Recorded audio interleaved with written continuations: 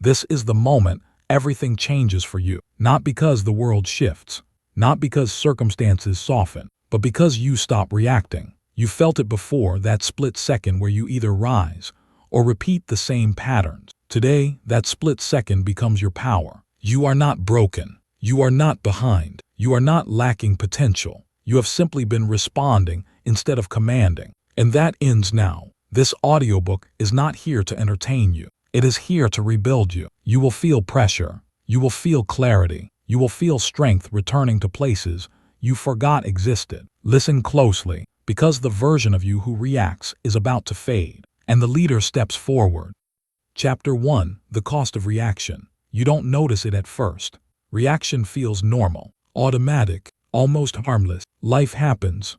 Something pushes. You respond. A word is spoken. A message arrives. A situation shifts. And without realizing it, you move. Not because you chose to, because you were triggered. This is how most people live. Not weak, not incapable, just unconscious. You are not wrong for reacting. You were trained to, conditioned to, surrounded by noise that demands immediate response.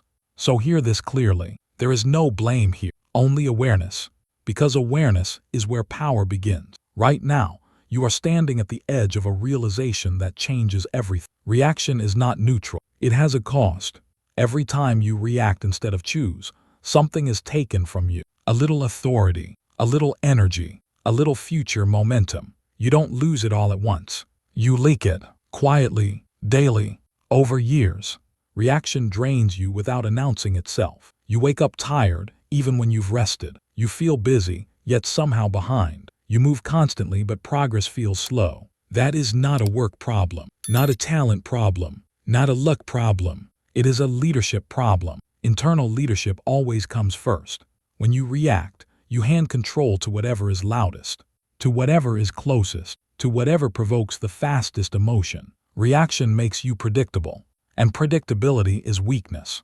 Not because others are evil, but because the world does not pause for the uncentered. Picture this: a leaf in the wind. It does not decide where it goes. It does not resist. It does not rest. It moves when pushed, stops when trapped, drifts again when released. No direction, no roots, no command. Now picture the tree. The same wind blows, the same storm arrives, but the tree remains. It bends, it absorbs, it stands. The difference is not strength alone. It is depth, roots. Reaction is living like the leaf. Awareness is becoming the root, and roots are built in silence. Reaction keeps you on the surface of life. Awareness pulls you underneath, where stability is formed. Most reactions don't look dramatic. They look reasonable. Defending yourself immediately, explaining when not asked, scrolling when bored, snapping when tired, agreeing when unsure. Small reactions, repeated often. Each one whispers the same message to your mind: I am not in control. Over time, that message hardens into belief, and belief shapes identity. But identity can be rewritten. Right now, you are learning to see. Pause, not physically, internally. Pause long enough to notice the pattern. Notice how fast your body wants to move, how quickly your thoughts race to respond, how emotion tries to lead before logic arrives. This is not a flaw. It is a signal. Your nervous system learned speed for survival, but leadership requires space. The space between stimulus and response is where freedom lives, and freedom begins with observation. Observe without judgment. See how reaction shows up when you feel rushed, when you feel challenged, when you feel unseen. Reaction is often a mask for fear. Fear of loss, fear of rejection, fear of being left behind. But you don't need to fight fear. You need to outgrow it. Awareness is how you do that. When you observe yourself reacting, something subtle happens. You separate from the behavior. You are no longer the reaction. You are the one watching it. That separation is power. It gives you a choice, and choice is leadership. Breathe slowly, not to calm down, to wake up. Your breath anchors you to the present. Reaction lives in urgency. Awareness lives in now. Right now is where decisions are made. Reaction always feels urgent. It says do something, answer now, fix this immediately. Awareness asks a different question. What matters here? That single question saves years of wasted energy, because not everything deserves a response. Not everything deserves access to your emotions. Not everything deserves your voice. Leaders know this instinctively. They don't rush. They don't chase every signal. They don't burn energy proving themselves. They conserve. They select. They move with intention. You are learning that skill now, and it starts with noticing the cost. Reaction steals your clarity. You respond before understanding. Reaction steals your confidence. You act from emotion, then question yourself later. Reaction steals your presence. Your mind jumps ahead while your body stays behind. Reaction steals your authority. Others sense hesitation, inconsistency, emotional swings, but awareness restores all of it. When you pause, you reclaim time. When you observe, you reclaim clarity. When you breathe, you reclaim control. This is not about becoming slow. It is about becoming deliberate. Deliberate people move faster in the long run because they don't waste motion. You don't need to react to be strong. You need to be grounded people cannot be pushed easily. They choose their steps. Imagine living one full day without unnecessary reaction. You listen fully before speaking. You feel emotion without obeying it. You act when it aligns with your values, not your impulses. Notice how different that feels. Calmer, cleaner, stronger. That is not passivity. That is command. Command is quiet at first. It does not announce itself. It does not seek approval. It waits. And when it moves cleanly. Reaction is noisy. Awareness is precise. You are training precision now. Each pause strengthens it. Each observation sharpens it. This is how leadership is built internally before it is seen externally. You are not trying to stop reacting completely. You are learning to catch it early. Early is everything. A reaction caught early becomes a choice. A choice repeated becomes a habit. A habit reinforced becomes identity. And identity determines destiny. Feel the shift happening already. You are listening differently, thinking differently, standing differently. That is awareness taking root. Say this internally. I see clearly, not as a hope, as a recognition. You see the patterns, you see the cost, you see the alternative. And once you see, you cannot unsee. That is why this chapter matters. Because from this point forward, every reaction you notice becomes an opportunity to pause, to observe, to breathe, an opportunity to choose leadership over impulse. You are no longer the leaf. You are becoming the root. And roots grow quietly before the tree is ever visible. Something deeper is forming now. A steadiness, a patience. You don't need to rush it. Let it settle. Because in the next moment, the world will test this new awareness. And when it does, you won't react the same way. You'll feel the pause. And in that pause, everything begins to change. Chapter 2. Emotional control is power. Emotion is not the enemy. It never was. Emotion is information, energy, movement inside you. The problem begins only when emotion takes the lead. Most people were never taught this distinction. They were taught to suppress emotion, or drown in it, or justify every feeling as truth. But leadership lives in a different place. Leadership feels deeply and decides calmly. Right now, you are learning that difference.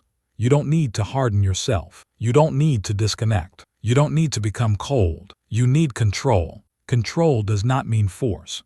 It means direction. Think of a powerful horse. Muscle, speed, instinct. If left unchecked, it bolts. It panics.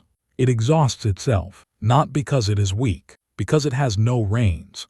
Emotion without control is the same. Strong feelings, fast reactions, little direction. But when the reins are steady, the horse becomes unstoppable. Power moves forward. Strength serves purpose. Energy is focused. That is emotional control. Not silence, not denial. Command. You feel everything, but nothing owns you. This is where most people get confused. They think control means pretending nothing affects them. It doesn't. Things will affect you. Words, loss, pressure, uncertainty. Feeling is human. Leading through feeling is skill. And skill can be trained. Right now, notice how your body responds to emotion. The tightening, the urge to speak, the impulse to act. This is the moment most people lose themselves. They react. They justify. They explain. They push back. And later they think, I should have handled that differently. That sentence disappears when control is present. Because control creates space. Space between feeling and action. That space is where strength lives. Slow down. Not the world. your internal pace. Emotions rise fast. They always will. But you don't need to rise with them. You can let them pass through you without pulling you off center. This is not passive. This is disciplined. Discipline of the inner world. And the inner world always comes first. When emotion leads, clarity fades. When clarity fades, decisions weaken. When decisions weaken, confidence cracks. But when control leads, emotion becomes fuel. Fuel for focus. Fuel for courage. Fuel for persistence. You stop fighting how you feel. You start using it. Anger becomes energy. Fear becomes alertness. Excitement becomes momentum. Nothing wasted. Stay steady. Steadiness is not slowness. It is balance under pressure. Picture that horse again. The terrain is rough. The wind is loud. The crowd is close. The horse feels it all. But the reins remain firm. Not tight. Not aggressive. Firm. That firmness communicates safety. Your nervous system responds the same way. When you stay steady, your system calms. When it calms, your mind clears.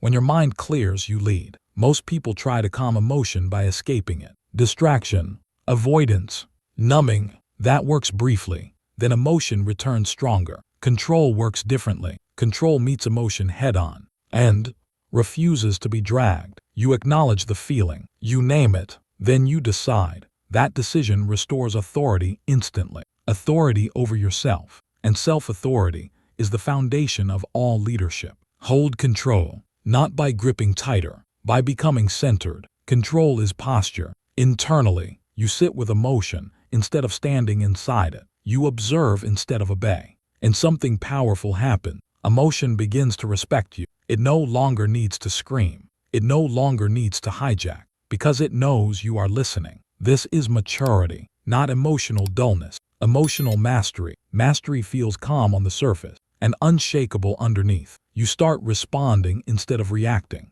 Response is chosen. Reaction is automatic. Response carries weight. Reaction leaks power. Think of moments in your life where emotional reaction created regret. Not because the feeling was wrong, but because timing was. Words said too fast. Decisions made too hot. Moves made too early. Those moments were not failures. They were lessons. And now you are applying them. Imagine handling the same situations differently. The trigger appears. You feel it.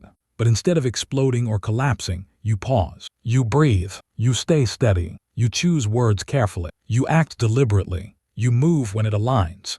Notice the difference in outcome. Respect increases. Self-trust strengthens. Regret disappears. That is power. And power compounds. The more you trust your ability to hold control, the less emotion needs to overpower you. This is not about being perfect. You will still feel strongly. You will still have moments of intensity. The difference is recovery. Leaders recover quickly. They don't spiral. They don't dwell. They reset, because control gives them that option. You are building that reset ability now. Each time you slow down internally, you strengthen it. Each time you stay steady under pressure, you deepen it. Each time you hold control instead of reacting, you reinforce your identity. An identity that says, I am grounded. That identity changes how others respond to you. People sense emotional control instantly. They feel safer. They listen more. They push less, because calm authority does not need to demand. It is felt. You are not here to dominate others. You are here to command yourself. And when you do, leadership follows naturally. Notice how your breathing has changed. Slower, deeper. That is your system aligning. Alignment is power. Not loud, not flashy, stable. This stability allows precision. Precision in speech, precision in action, precision in timing. Timing is everything. React too early and you waste energy. React too late and opportunity passes. Control places you in the exact moment to move. Imagine responding with precision instead of impulse. Imagine choosing the moment that matters, the words that land, the actions that count. Imagine how that reshapes your future. Your relationships strengthen, your decisions sharpen, your confidence becomes quiet and undeniable. That future is not far away. It is built moment by moment, pause by pause, choice by choice. You are already practicing it. Right now, feel the steadiness settling in. This is not suppression. This is command. And command feels calm. As you move forward, emotion will continue to rise. That is good. It means you care. It means you are alive, but now you hold the reins. You guide the power instead of being pulled by it. And the more you do this, the more natural it becomes. Control becomes instinct. Clarity becomes default. You don't lose intensity. You gain direction. Something stronger is forming beneath the surface. A calm confidence. A centered presence. This is what others will feel when you enter a room. Not noise. Not chaos. Control. And this control prepares you for the next shift. Because once emotion is mastered, focus becomes sharper. And focus changes everything. The reins are in your hands now, and the path ahead is opening. Chapter 3. Discipline before motivation. Motivation feels powerful. It surges. It excites. It promises momentum. But motivation is unreliable. It comes when conditions feel right, when energy is high, when confidence is comfortable. Leaders do not wait for comfort. They move first. This is where discipline begins. Discipline is not emotion. It is decision. It does not ask how you feel. It asks who you are. Most people build their lives on motivation. And that is why progress comes in waves. Strong days, weak days, on days, off days. Discipline removes the gamble. It creates consistency. And consistency creates power. You don't become strong by acting when it feels good. You become strong by acting when it doesn't. This truth is simple, but it is confronting, because discipline exposes excuses quietly, not with force, with clarity. Discipline asks one question again and again. Will you act without permission from your feeling? Most people answer no, not because they are incapable, because they are conditioned. Conditioned to wait for inspiration, conditioned to need reassurance, conditioned to want certainty before effort. Leadership reverses that order. Action first. Confidence later, effort first, momentum later. You are learning that sequence now. Picture training before battle. No applause, no urgency, no visible threat, just repetition, sweat, boredom, and purpose. Training is not exciting. It is essential. Those who skip it pay later. Those who respect it dominate under pressure. Life is no different. Discipline is your training ground. Every day you show up when no one is watching. You prepare for moments when everything is on the line. Motivation will abandon you in those moments. Discipline will not. This is why leaders build discipline early. Before success, before recognition, before reward. They train while others wait. And when the moment comes, they are ready. You do not need to feel ready. Read that again. You do not need to feel ready. Readiness is created through action, not emotion. Emotion catches up later. Most people get this backwards. They wait to feel confident. They wait to feel prepared. They wait to feel motivated. And while they wait, time moves.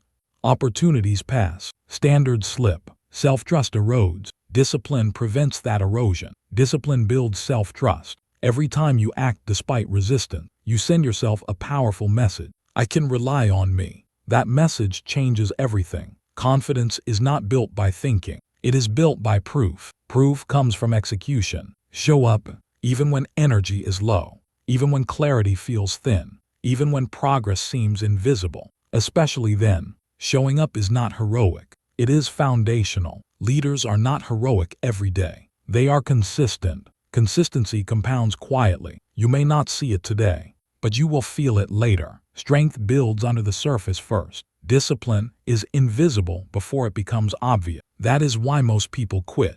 They don't see results fast enough. They don't feel rewarded soon enough. They confuse silence with failure. But silence is part of training. No one applauds repetition. No one celebrates preparation. But preparation decides outcomes. Every repetition sharpens you. Every disciplined action strengthens your identity. Identity grows through evidence, not through intention. Execute.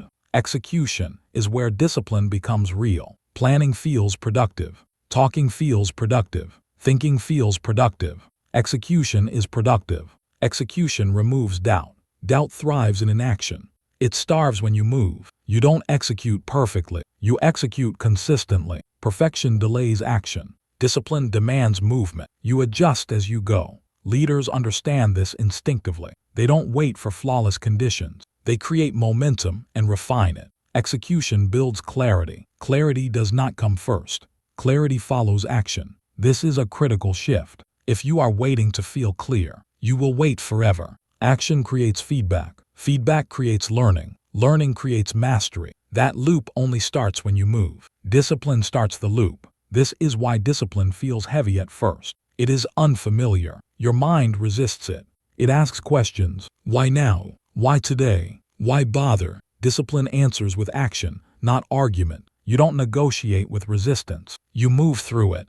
Each time you do, resistance weakens. Not because it disappears, because it loses authority. You stop listening to it. That is leadership. Leadership is not the absence of resistance. It is acting without obeying it. Repeat. This is where discipline is cemented. Repetition, not intensity, not drama. Repetition, the same action, the same commitment, day after day. This is where most people fail, not because they can't start, because they can't sustain. They underestimate repetition. They think progress comes from big moves. It doesn't. It comes from small actions done relentlessly. Repetition is boring, and boring is powerful because boredom filters out the uncommitted. Those who stay build something rare. They build trust in themselves. That trust becomes unshakable. You begin to know, not hope, that you will act when required. That certainty is strength. This is how discipline replaces motivation. Motivation fluctuates. Discipline remains. Motivation depends on mood. Discipline depends on identity. You begin to see yourself differently, not as someone who tries, but as someone who does. That shift is subtle and permanent. Say this internally. I do what must be done, not because it feels good, because it aligns with who you are becoming. This affirmation is not pressure. It is permission. Permission to act without waiting. Permission to move without certainty. Permission to lead yourself forward. Discipline does not demand perfection. It demands presence. Be present in the work. Be present in the process. Don't rush the outcome. Outcomes arrive when repetition is respected. Training before battle is not glamorous. But when the battle comes, training decides who stands. Life will test you with pressure, with fatigue, with uncertainty. Those tests reveal preparation. You will not rise to the level of your motivation. You will fall to the level of your discipline. And that is good news, because discipline is in your control. Right now, today, in this moment, you don't need more inspiration. You need structure. You don't need more emotion. You need standards. Standards create discipline. Standards say, this is what I do regardless of mood, regardless of outcome, regardless of recognition. This is how leaders are formed quietly. While others wait to feel ready, you act. While others hesitate, you execute. While others stop when it's uncomfortable, you repeat. This does not make you harsh. It makes you reliable. Reliable to yourself first. And self-reliability is freedom. Freedom from excuses. Freedom from inconsistency. Freedom from self-doubt. Doubt fades when discipline proves you wrong. Every disciplined action is a vote for the person you are becoming. Votes accumulate.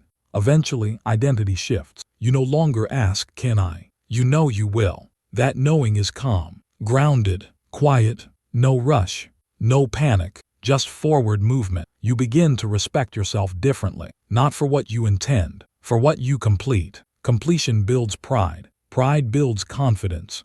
Confidence fuels further action. The cycle reinforces itself. This is how discipline compounds. You are not behind. You are training. You are not stuck. You are building. You are not unmotivated. You are learning to lead without emotion. That is advanced skill. Very few master it. Those who do, separate from the crowd. They move differently. They speak differently. They decide faster because they don't rely on feeling. They rely on principle. And principle is stable. As you move forward from here, the work will continue. Some days will feel heavy. Some days will feel light.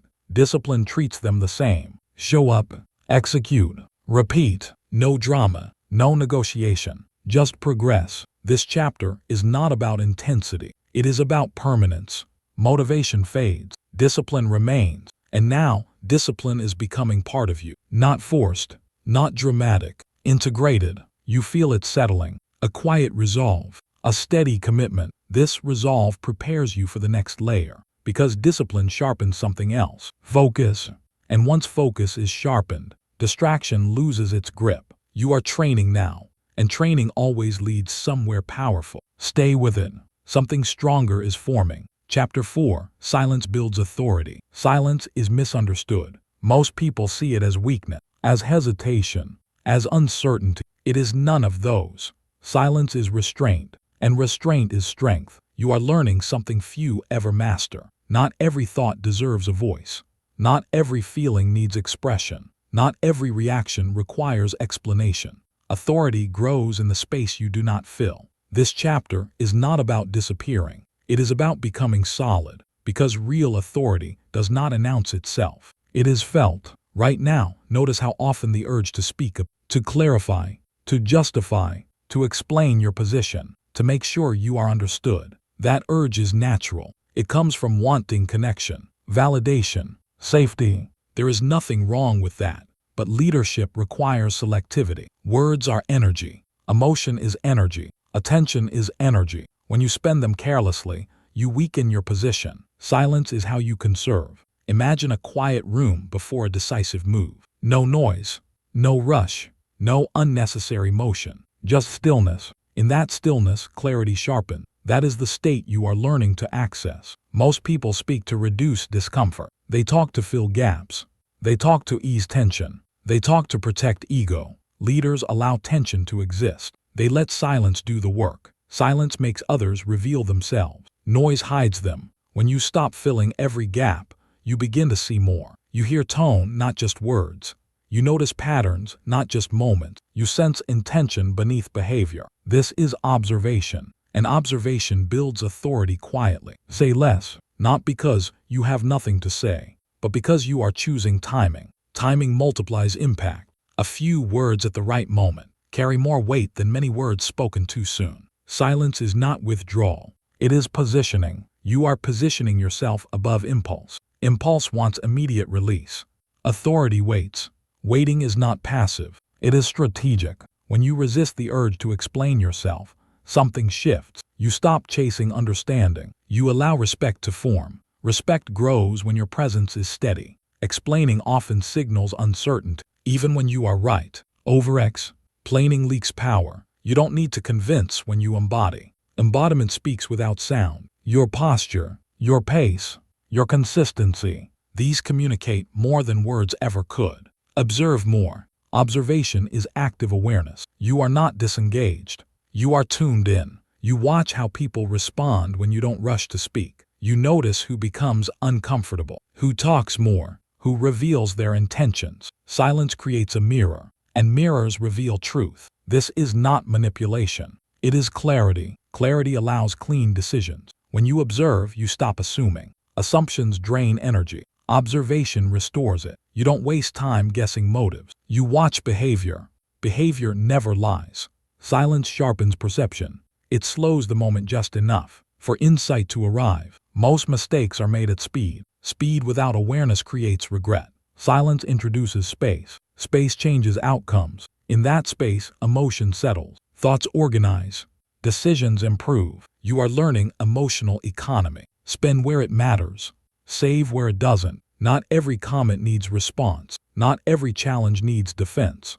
Not every opinion needs acknowledgement. When you respond selectively, your responses matter more. People listen differently because they sense intention. Move deliberately. Deliberate movement is unmistakable. It has weight. It has direction. It has confidence. Deliberate people do not rush to prove themselves. They let results speak. They let consistency speak. They let silence speak. This is not about being distant or cold. It is about being grounded. Grounded people do not wobble under pressure. They don't scramble for words. They don't rush to control perception. They trust their presence. That trust is earned through restraint. Think of moments when you spoke too soon. You felt relief briefly, then doubt. Think of moments when you stayed silent. You felt tension briefly, then clarity. Silence is uncomfortable at first because it removes familiar habits. Talking fills uncertainty. Silence exposes it, but exposure is how growth happens. You are not avoiding communication. You are refining it. When you speak less, you listen more. When you listen more, you understand better. When you understand better, you act with precision. Precision is authority. Authority is not volume. It is certainty. Certainty comes from self-trust. Self-trust grows when you stop oversharing yourself. Every unnecessary word dilutes focus. You don't need to narrate your process. You don't need to justify your pace. You don't need to announce your intentions. Move quietly. Let outcomes appear. This is a shift from performance to presence, from explaining to embodying. Embodiment means your actions align so clearly that words become optional. People sense it. They feel the difference. You don't argue your value. You demonstrate it. This does not happen overnight. It is trained. Each time you choose silence over impulse, you strengthen the muscle. Each time you observe instead of interrupt, you sharpen perception. Each time you move deliberately instead of reactively, you deepen authority. Authority is cumulative, built moment by moment. Silence also protects your energy. Talking endlessly exhausts you. Explaining drains you. Defending yourself keeps you tied to others' opinion. Silence releases you. You are no longer pulled into unnecessary exchanges. You choose where to invest. That choice restores autonomy. Autonomy is power. When you stop explaining, something else happens. You become less predictable. Predictability invites interference. Unpredictability creates respect, not chaos. Intentional unpredictability. Others cannot rush you. They cannot corner you. They cannot provoke easy reactions because you are not operating on impulse. You are operating on intention. This unsettles some people. That is not your concern. You are not here to manage comfort. You are here to lead yourself. Silence strengthens inner leadership. It forces you inward. You listen to your own judgment. You weigh decisions internally. You trust your compass. This internal dialogue replaces external validation. You no longer need agreement to move forward. You need alignment. Alignment between values and action. Silence supports that alignment. In quiet moments, you hear what matters. Noise drowns intuition. Silence amplifies it. Your intuition has always been there. It just needed space. You are creating that space now. This does not make you passive. It makes you precise. When you do speak, it lands because your words are chosen, measured, anchored. People remember them, not because they are loud, because they are deliberate. This is how authority feels. Calm, centered, unforced. You don't rush to respond. You respond when ready. You don't speak to fill silence. You speak to direct action. That shift changes dynamics immediately. You are no longer reacting. You are setting pace. Pace is leadership. Those who control pace control outcomes. Silence slows pace just enough to reclaim control. You are not withdrawing from the world. You are engaging with discipline. This discipline protects your identity. You stop shaping yourself to be understood. You start shaping yourself to be consistent. Consistency builds trust. Trust builds authority. Authority attracts influence. Influence follows presence, not noise. Notice how your body feels when you imagine moving this way. Less rushed, more grounded. That grounding is real. You are not losing your voice. You are refining it. Refinement takes restraint, and restraint takes courage. It takes courage to remain silent when provoked, to pause when pressured, to observe when others rush. But courage grows through use. Each time you choose silence intentionally, you reinforce your strength. You don't need to win every exchange. You don't need to be right publicly. You don't need to explain yourself into exhaustion. You need to stand steady. Standing steady communicates everything. This is the identity shift. You stop explaining. You start embodying. Embodiment is quiet power. It does not seek permission. It does not rush approval. It moves deliberately. You are stepping into that now. And as silence becomes natural, something else sharpens. Focus. Focus thrives in quiet. And when focus sharpens, your next moves become unmistakable. The room is quiet now. The moment before decision. Stay here. Something precise is about to form. Chapter 5. Pressure reveals leaders. Pressure arrives without warning. It doesn't ask if you're ready. It doesn't care about timing. It doesn't explain itself. It simply presses. Most people feel pressure and immediately search for escape. They look for relief. They look for distraction. They look for someone to blame. That response is understandable. It is human. But leadership begins where avoidance ends. Pressure is not the enemy. Pressure is the filter. It reveals what is real. It exposes what is practiced. It strips away what is fragile. Pressure does not create weakness. It reveals it. And it does the same with strength. Right now, let go of the idea that pressure is a problem to be solved. It is a test to be met.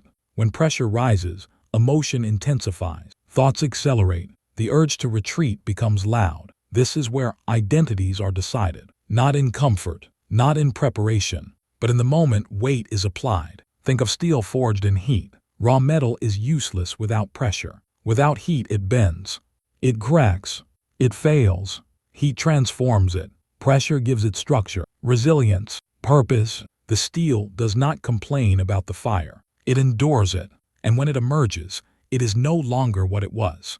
Pressure is your fire. It is not here to destroy you. It is here to shape you, but only if you stay present. Most people leave the moment when pressure arrives. They mentally escape. They emotionally disconnect. They rush through just to be done. That is how lessons are missed. Leadership stays. Leadership leans in. Lean in, not aggressively, not recklessly, internally. Lean into the discomfort. Lean into the sensation. Lean into the weight. Pressure feels heavy because it demands growth. Your nervous system reacts because it senses change. Change always feels threatening at first. But threat is not danger. Threat is opportunity without familiarity. When pressure rises, your mind tells stories. This is too much. I can't handle this. I need out. Those thoughts are not truth. They are signals. Signals that you are at the edge of your current capacity. Edges are where expansion happens. If you retreat, the edge stays sharp. If you stay, the edge moves. That is how capacity grows. Stay present. Presence anchors you, not to comfort, to reality. Reality is simpler than fear suggests. Fear imagines outcomes. Presence deals with what is actually happening. Right now, in this breath, in this moment, pressure tries to pull you into the future, into consequences, into imagined failure. Presence brings you back to what you can control. Your posture, your breath, your next action. That is enough. Leadership is never about controlling everything. It is about controlling what is yours. And under pressure, that list becomes short. That is a gift. Pressure removes distraction. It forces focus. When things are easy, attention scatters. When things are hard, attention sharpens. This is why pressure reveals leaders. Because leaders don't resist focus. They use it. They stop asking, how do I get out of this? And start asking, what is required now? That question changes everything. It cuts through panic. It clarifies priorities. It restores agency. Agency is power. Pressure tries to convince you that power is gone. It is. It has simply condensed. Hold your ground, not by pushing back, by refusing to collapse. Ground is internal. It is your values, your standards, your commitment. Pressure tests those things. It asks, are these real, or were they convenient? Convenience disappears under pressure. Only what is internal remains. This is why pressure is honest. It does not flatter. It does not negotiate. It exposes. And exposure is uncomfortable. But exposure is also liberating. Because once something is revealed, it can be strengthened. Think back to moments when pressure changed you. Moments that felt overwhelming at the time. Loss, responsibility, risk, uncertainty. You survived them. More than that, you adapted. You learned where you were solid and where you were. Those moments shaped you more than comfort ever could. Pressure accelerated growth that would have taken years otherwise. That is its hidden value. Most people don't see this because they resist it. They label pressure as unfair, as bad luck, as something to endure until it ends. Leaders label it differently. They see it as information. Pressure tells you where you need strength, where you need discipline, where you need clarity. It shows you the gaps. And gaps are invitations. Invitations to train, to refine, to rise. This chapter is where tension increases. You may feel it in your body as you listen. A tightening, a focus, a seriousness. That is not discomfort to avoid. That is readiness awakening. Pressure wakes you up. It strips away casual thinking. It demands presence. Notice how your awareness sharpens when stakes feel high. That sharpness is always available. Pressure simply forces you to access it. With practice, you learn to access it without crisis. But first, you must meet it honestly. Pressure does not care who you were yesterday. It cares who you are now. It asks, can you hold this weight? And if the answer is not yet, it teaches you how. One moment at a time. Lean in. When pressure rises, lean into structure. Structure holds you when emotion wants to scatter. Structure is routine, standards, principles, They don't change under stress. That is why they exist. Under pressure, return to basics. Breathe. Stand tall. Focus on the next right action. Not the entire outcome. Not the imagined consequences. Just the next step. Pressure becomes manageable when broken into moments. One breath, one decision, one action. That is how leaders move through chaos. They don't rush to solve everything. They solve what is in front of them. This builds momentum. Momentum under pressure is confidence. Confidence is not loud in these moments. It is quiet, grounded, steady. Others feel it. They may not know why, but they sense someone is holding the center. That someone is you. Pressure reveals who panics, and who stabilizes, who collapses, and who stands, who reacts, and who responds. This is not about dominance. It is about reliability. Reliable people become leaders naturally, because in moments that matter, they remain present. They don't disappear emotionally. They don't abandon responsibility. They don't hand control to fear. They hold their ground. Holding your ground does not mean resisting change. It means staying aligned. Aligned with values. Aligned with purpose. Aligned with action. Pressure may change the plan. It should never change who you are. This is the test. And tests are not punishment. They are confirmation. Pressure confirms preparation. Not perfection. Preparation, even incomplete preparation, is better than none, because it gives you something to stand on. As pressure builds, you may notice a temptation. The temptation to explain, to justify, to defend. Let it pass. Pressure does not require explanation. It requires action. Silence plus movement is powerful. You don't need to announce your struggle. You need to meet it. Meeting it builds internal respect. Respect for yourself. Self-respect grows when you see yourself stay present under weight. That respect becomes trust. Trust becomes confidence. Confidence under pressure is unmistakable. It is not flashy. It is calm. Calm in the storm is leadership. Storms don't last forever, but who you become in them remains. This is why pressure is a filter. It filters out illusions. Illusions about strength. Illusions about readiness. Illusions about identity. What remains is real, and real can be built on. This is the first transformation peak, not because pressure is highest yet, but because awareness is. You are seeing pressure differently now, not as something happening to you, but as something working on you. That shift is profound. It changes how you meet difficulty. Instead of asking, "Why is this happening?" you ask, "What is this shaping?" That question turns pain into purpose. Purpose steadies you. It gives meaning to effort. Effort with meaning is sustainable. You can endure far more when you know it is forging you. Steel does not emerge from the fire immediately. It stays. It heats. It is struck repeatedly. Each strike aligns the structure. Each strike strengthens integrity. Pressure is striking you now, not to break you, to align you, to remove what does not belong. This alignment may feel intense. That is because it matters. Growth that matters is rarely comfortable, but it is always worth it.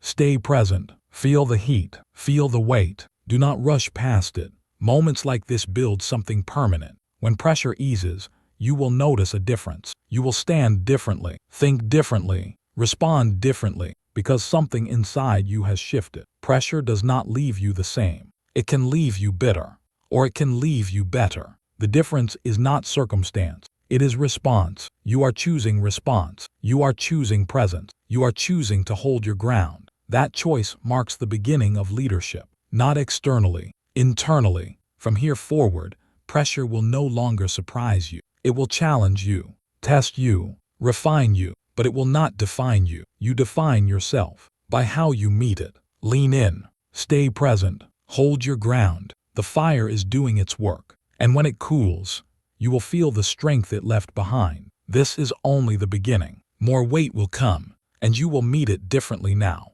because pressure has revealed something important. You can stand, and that knowledge changes everything. Chapter 6. The inner line you never cross. Every strong life has a boundary, not a wall built from fear, a line built from self-respect. Most people never draw it. They live flexible with themselves, negotiating daily, adjusting standards to match convenience. That flexibility feels harmless until it costs them who they are. Self-respect is not loud. It does not announce itself. It is quiet, internal, and consistent. It is the line you do not cross, even when no one is watching. This chapter is where leadership becomes personal, not external, not performative, internal, because before you lead others, you must know where you stand, and where you stand is defined by standards. Standards are not goals, they are boundaries.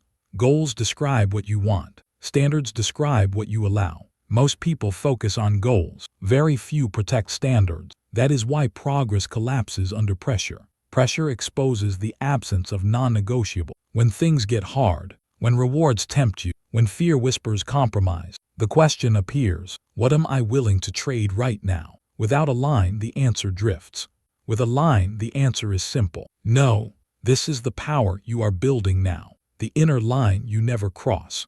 Imagine drawing a line in stone, not sand, not chalk. Stone, once drawn, it does not move with weather. It does not shift with opinion. It does not soften with emotion. That line represents your integrity. Integrity is not perfection. It is alignment. Alignment between what you believe and how you act. Alignment between values and decisions. Alignment between words and behavior.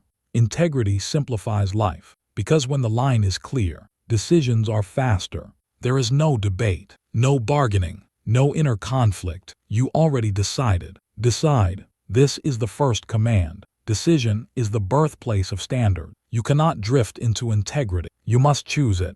Choice requires clarity. Clarity about what matters most. Not what feels good. Not what looks impressive. What matters. This is where honesty is required. Not with the world.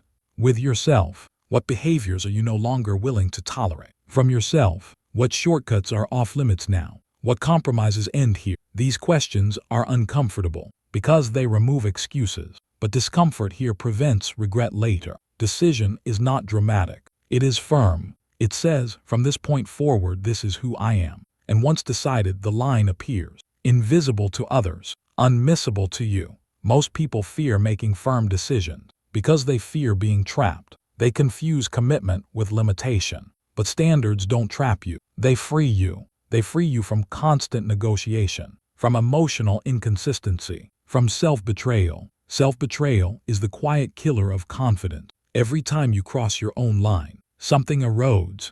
Not all at once. Gradually, trust in yourself weakens. And when self-trust weakens, everything becomes harder. You hesitate more. You doubt more. You rely on others for validation. Standards reverse that. They rebuild self-trust daily. Commit. This is the second command. Decision draws the line. Commitment keeps it solid. Commitment is tested in small moments. Moments no one sees. Choosing discipline when tired. Choosing honesty when it costs you. Choosing restraint when impulse is strong. These moments seem minor. They are not. They are votes. Votes for the person you are becoming. Commitment means you honor the line, even when breaking it would be easier. Especially then. This is where self-respect is forged, not in public victories. In private restraint, self-respect grows when you keep promises to yourself, even small ones, especially small ones, because small promises train identity. If you cannot keep small standards, big ones collapse under pressure. Leaders understand that. They do not leave their character to chance. They design it. Design requires intention, and intention requires commitment. Commitment does not feel exciting. It feels steady. It feels quiet. It feels like saying no, when yes would feel easier. But every no to compromise is a yes to alignment. Alignment creates internal peace, not comfort. Peace. Peace that comes from knowing you are not divided internally. Division drains energy. Alignment restores it. When your actions match your standard, you move cleaner. Less hesitation, less regret. Protect your standard. This is the third command. Standards without protection erode. The world will test them, not maliciously, naturally.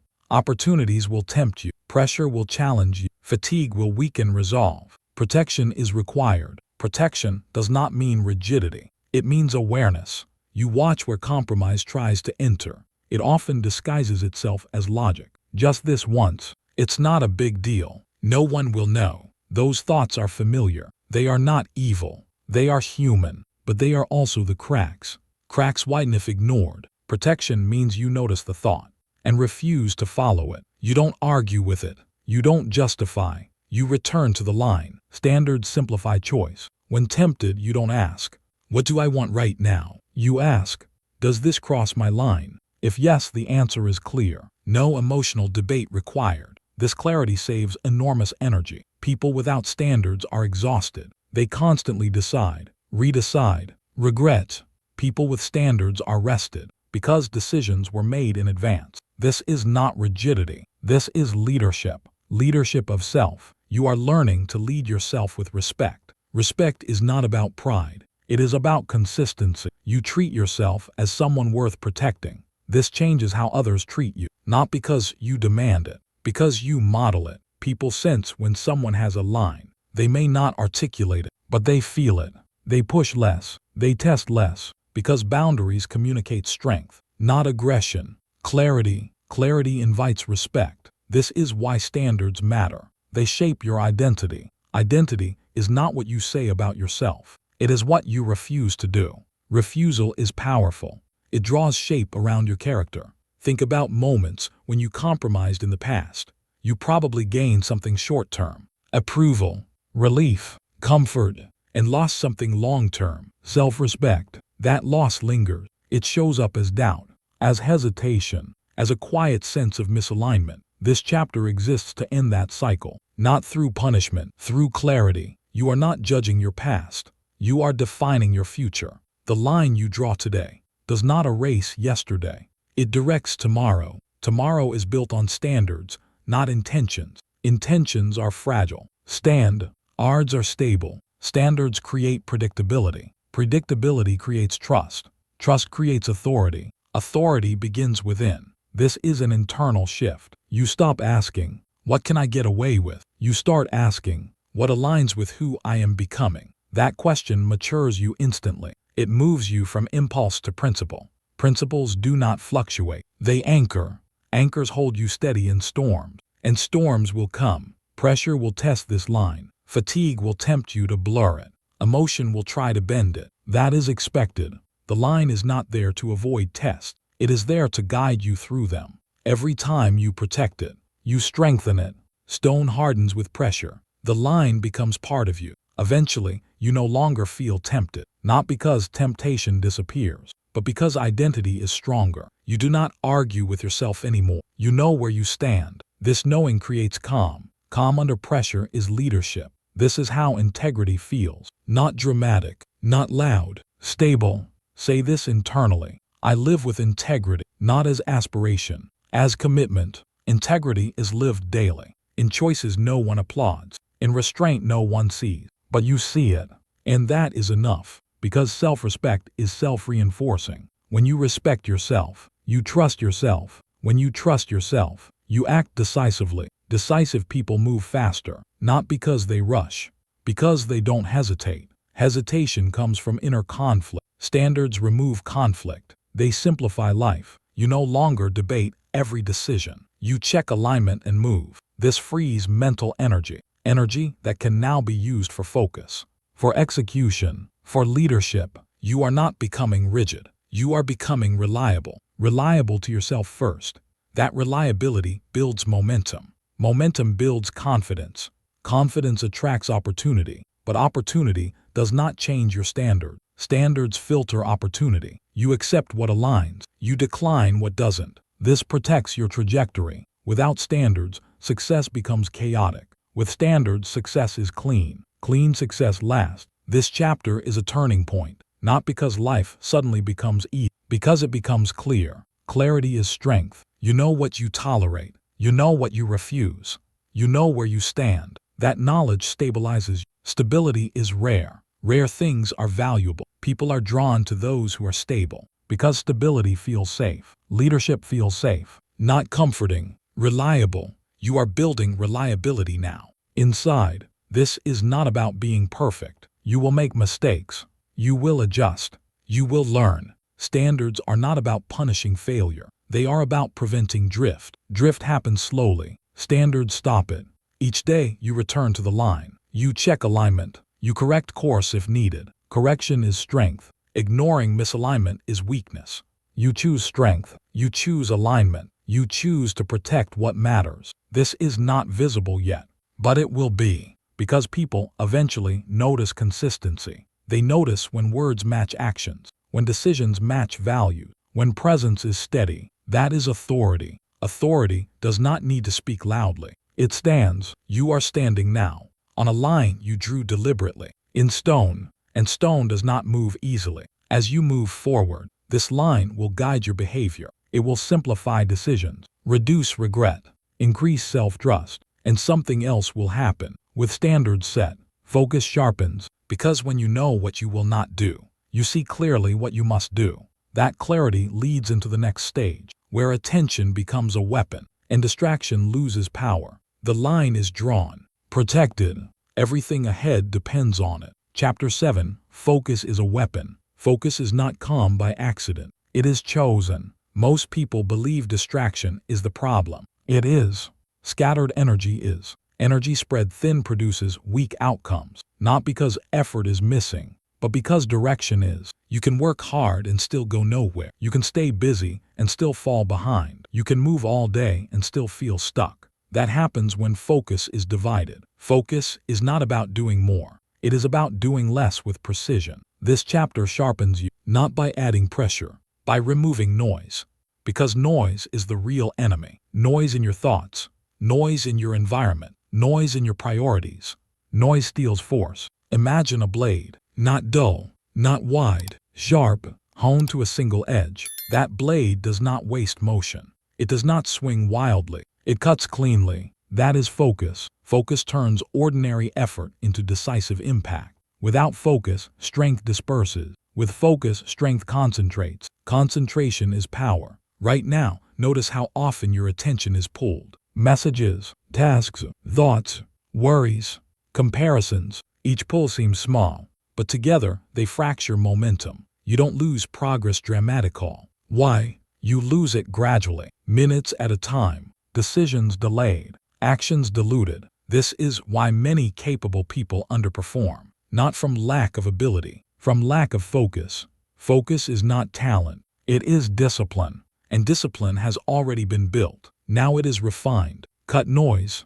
This is the first command. Noise is anything that does not move you forward, anything that consumes attention without producing alignment. Noise feels urgent, but urgency is not importance. Urgency shouts. Importance waits.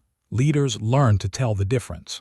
Noise competes for attention. Focus selects purpose. You don't eliminate noise by fighting it. You eliminate it by choosing differently. You stop feeding it. Attention is fuel. Whatever you give attention to grows. If you feed distraction, it multiplies. If you feed focus, it strengthens. This is not about isolation from the world. It is about filtration. You decide what passes through. Most people allow everything in. News, opinions, requests, emotions. Then they wonder why they feel overwhelmed. Overwhelm is not too much work. It is too little focus. When everything matters, nothing does. Focus restores hierarchy. It says this matters more than that. Hierarchy creates clarity. Clarity creates momentum. Momentum creates confidence. Confidence reinforces focus. This is a cycle. You are stepping into it now. Cut noise. Start internally. Notice the mental loops that drain you. Replaying conversations. Imagining outcomes. Comparing paths. Those loops feel productive. They are not. They consume energy without producing action. Action requires presence. Presence requires focus. When your mind wanders, your power follows. Bring it back, not forcefully, deliberately. Focus is not tension. It is alignment. Alignment between attention and intention. What are you doing right now? Why are you doing it? If those answers don't align, focus breaks. You restore it by choosing again. Lock in. This is the second command. Locking in means committing attention fully. No partial engagement. No divided presence. When you lock in, you become unavailable to distraction. Not because distraction disappears, because it loses access. This is where many people hesitate. They fear missing something. They fear falling behind. But focus requires exclusion. You cannot attend to everything and excel at anything. Excellence demands sacrifice. Sacrifice of options. Sacrifice of noise. Sacrifice of distraction. This is not loss. It is investment. You invest attention where it matters most. The blade narrows. Power increases. Locking in does not mean working endlessly. It means working intentionally. Short periods of deep focus outperform long periods of scattered effort. Depth beats duration. When you lock in, time behaves differently. Minutes stretch, clarity sharpens, execution improves. You feel it. That feeling is alignment. Alignment feels clean. There is no inner debate, no multitasking, no background noise, just action. This state is trainable. You don't wait for it to appear. You enter it deliberately by removing options, close tabs, silence interruptions, set boundaries. These are not restrictions. They are enablers. They create space for focus to operate. Without space, focus suffocates. Space allows precision. Precision multiplies results. Execute cleanly. This is the third command. Execution without focus is sloppy. Execution with focus is clean. Clean execution means minimal waste. No unnecessary steps. No overthinking. No hesitation. Just direct movement toward outcome. Clean execution builds confidence fast because results appear quickly, not dramatic results. Clear ones. Clear results reinforce trust. Trust in your process. Trust in your ability to finish. Finishing requires focus. Starting is easy. Continuing is harder. Finishing separates leaders. Focus carries you through the middle. The middle is where distraction strikes hardest. Initial excitement fades. End is not yet visible. This is where most people drift. They open new tasks, chase new ideas, abandon depth for novelty. Novelty feels productive. It is. It resets progress. Focus finishes what novelty abandoned. Finishing creates momentum. Momentum makes focus easier. You are learning to stay. Stay with the task. Stay with the discomfort. Stay with the process. This is where the blade sharpens. Steel is honed through friction. Focus is honed the same way. Each time you resist distraction, you strengthen attention. Each time you complete a task cleanly, you reinforce discipline. This is cumulative. Focus compounds. The longer you practice it, the stronger it becomes. Distraction weakens attention. Focus trains it. This chapter marks a shift. Pressure has already refined you. Standards have stabilized you. Now focus weaponizes you. Weaponization does not mean aggression. It means effectiveness. Effective people move with precision. They don't rush. They don't scatter. They do. And chase. They choose. Choice concentrates energy. Energy concentrated becomes force. Force applied precisely changes outcomes. This is why focus feels powerful. Not loud. Not chaotic. Controlled. Think of moments when you were fully focused. Time disappeared. Doubt quieted. Action flowed. Those moments felt different. Not because conditions changed. Because attention aligned. You were fully present. Presence is rare. Rarity creates advantage. Advantage is not unfair. It is earned. Focus is earned. Earned through discipline, through boundaries, through commitment. This is not about perfection. Your focus will break. You will drift. That is normal. What matters is recovery. How quickly you return. Recovery speed determines mastery. Each time you notice distraction and return, you train attention. You are not failing when focus breaks. You are practicing when you bring it back. This reframes the process. No frustration, no self-judgment, just return. Return to the blade. Return to the edge. The edge is narrow. That is why it cuts. Wide attention dulls power. Narrow attention sharpens it. This is not about obsession. It is about priority. You decide what matters most now, not forever. Now, focus lives in the present. Future planning has its place. Reflection has its place. But execution lives now. Now is where results are built. Focus anchors you here. This is why focus feels grounding. Grounding stabilizes emotion. Stabilized emotion improves judgment. Improved judgment enhances execution. Execution produces results. Results reinforce focus. The loop strengthens. Transformation peak 2 begins here. Because focus changes identity. You stop seeing yourself as someone who tries. You begin to see yourself as someone who finishes. Finishers focus. Dreamers scatter. This distinction is subtle, but it defines outcomes. Most people underestimate focus. They treat it as preference, as personality. It is neither. It is skill. Skill can be trained, and you are training it now. Notice how your awareness feels tighter, more contained, less spread. That containment is strength. Containment allows direction. Direction creates movement. Movement with focus creates progress. Progress creates belief. Belief fuels further action. This is how leaders build momentum. Not through bursts, through consistency. Consistency requires focus. Focus requires boundary. Boundaries require standards. You already set them. Now you use them. You protect your attention. You stop giving it away cheaply. Not every request gets access. Not every thought gets engagement. Not every emotion gets obedience. This is not selfish. It is responsible. Responsible leadership begins with self-management. Attention management is self-management. If you cannot manage attention, you cannot manage outcomes. Outcomes determine trajectory. Trajectory determines future. This is not abstract. This is practical. Every focused hour compounds.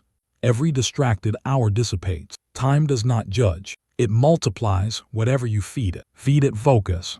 You don't need to do everything. You need to do the right things well. Well means fully. Fully means focused.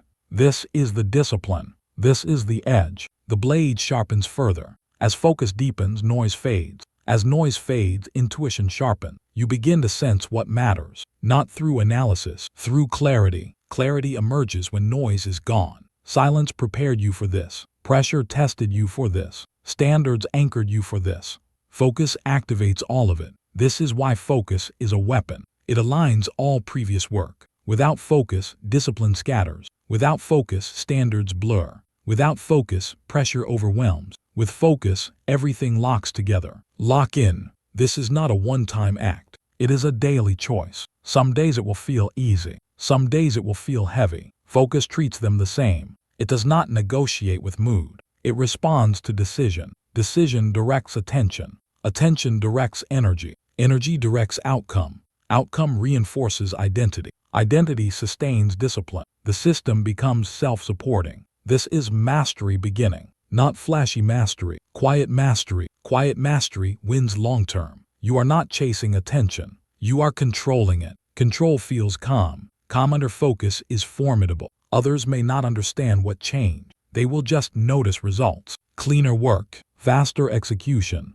clearer decisions. They will feel your presence sharpen. Presence sharpened by focus commands respect. Respect follows effectiveness. Effectiveness follows focus. This is the chain. You are in it now. The blade is honed. One edge. No waste. No scatter. Just direction. As you move forward, distractions will still exist. They always will. But now they are background noise, not commands.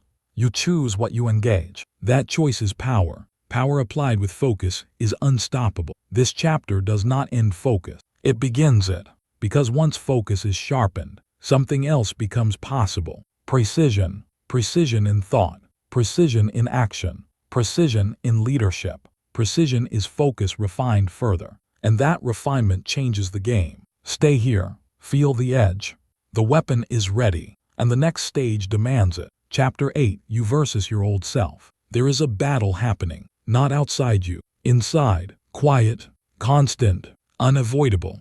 It is not against the world, not against other people, not against circumstance. It is you, against who you used to be. This battle does not announce itself with noise. It shows up in moments of choice, when habits whisper, when comfort tempts, when the familiar tries to pull you back. This is the real arena, and you are already in. Your old self is not evil, not weak, not broken. It was built to survive. It learned patterns that once protected you, shortcuts that once helped you cope, reactions that once felt necessary. Those patterns did their job, but survival is not leadership, and growth requires dominance over what is outdated. This chapter is not about judgment. It is about authority. You are not here to criticize your past. You are here to outgrow it. Imagine shedding an old skin. It once fit perfectly. It once moved with you.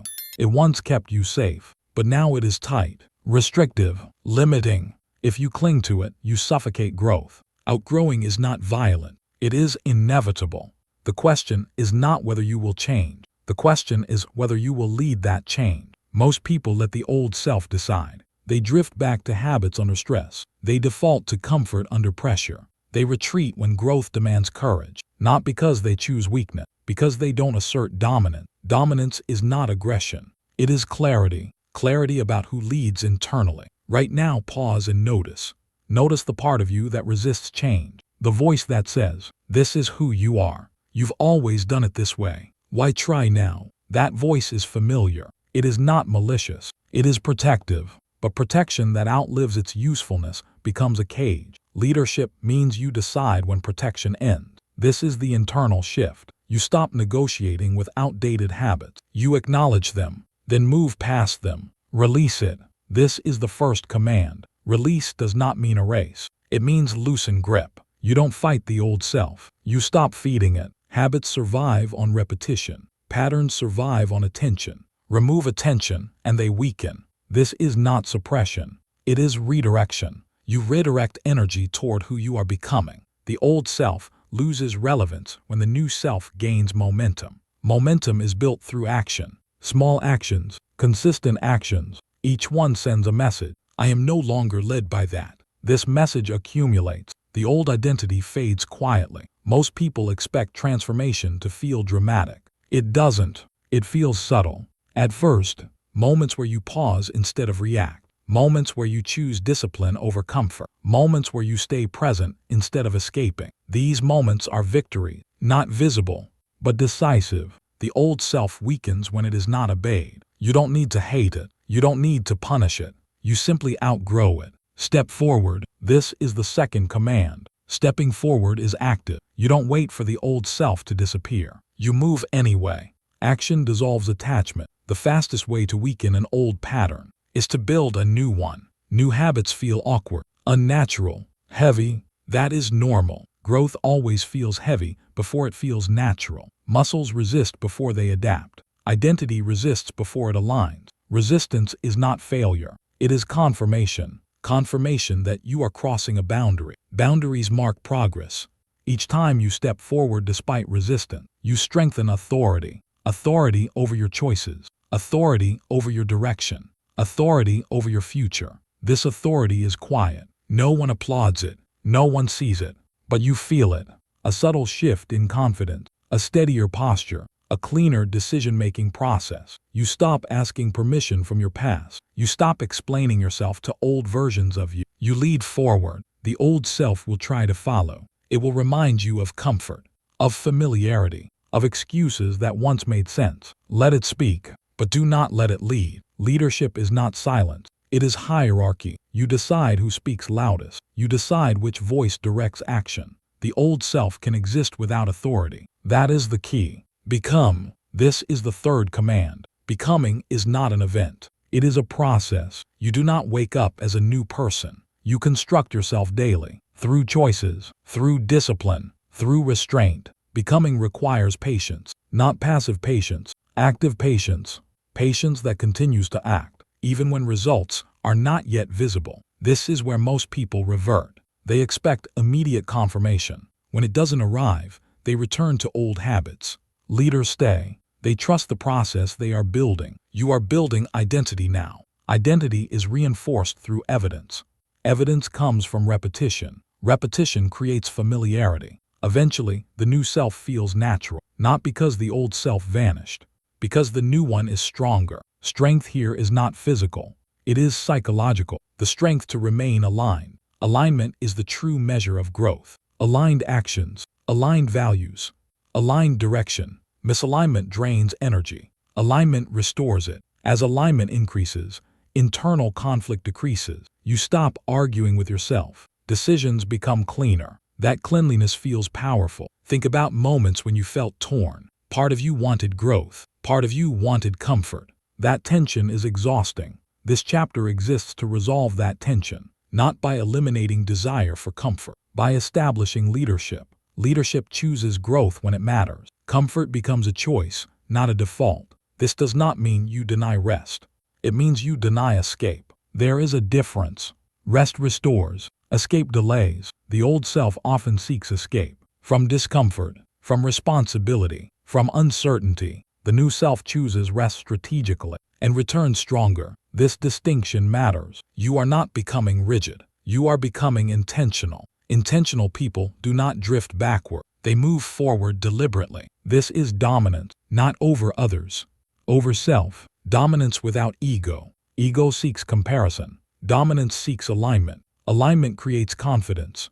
Confidence does not need validation. This is maturity. Maturity is not age. It is self-governance. Self-governance means you regulate behavior according to chosen standards, not emotion, not impulse. Standards you already set.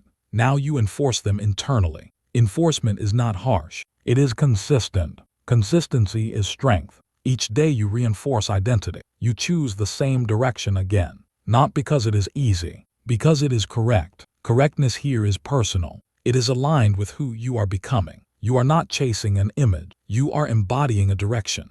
Direction matters more than speed. Speed without direction leads back to familiar ground. Direction ensures progress, even slow progress. Slow progress compounds. Fast regressions erase. You are learning to value compounding. Compounding requires patience. Patience requires belief. Belief is built through evidence. Evidence comes from action. Action begins with decision. Decision begins with leadership. Leadership begins inside. This is the loop you are strengthening. You versus your old self is not a one-time fight. It is ongoing. Some days the old self will feel distant. Other days it will feel close. That does not mean you are failing. It means you are human. The difference now is awareness.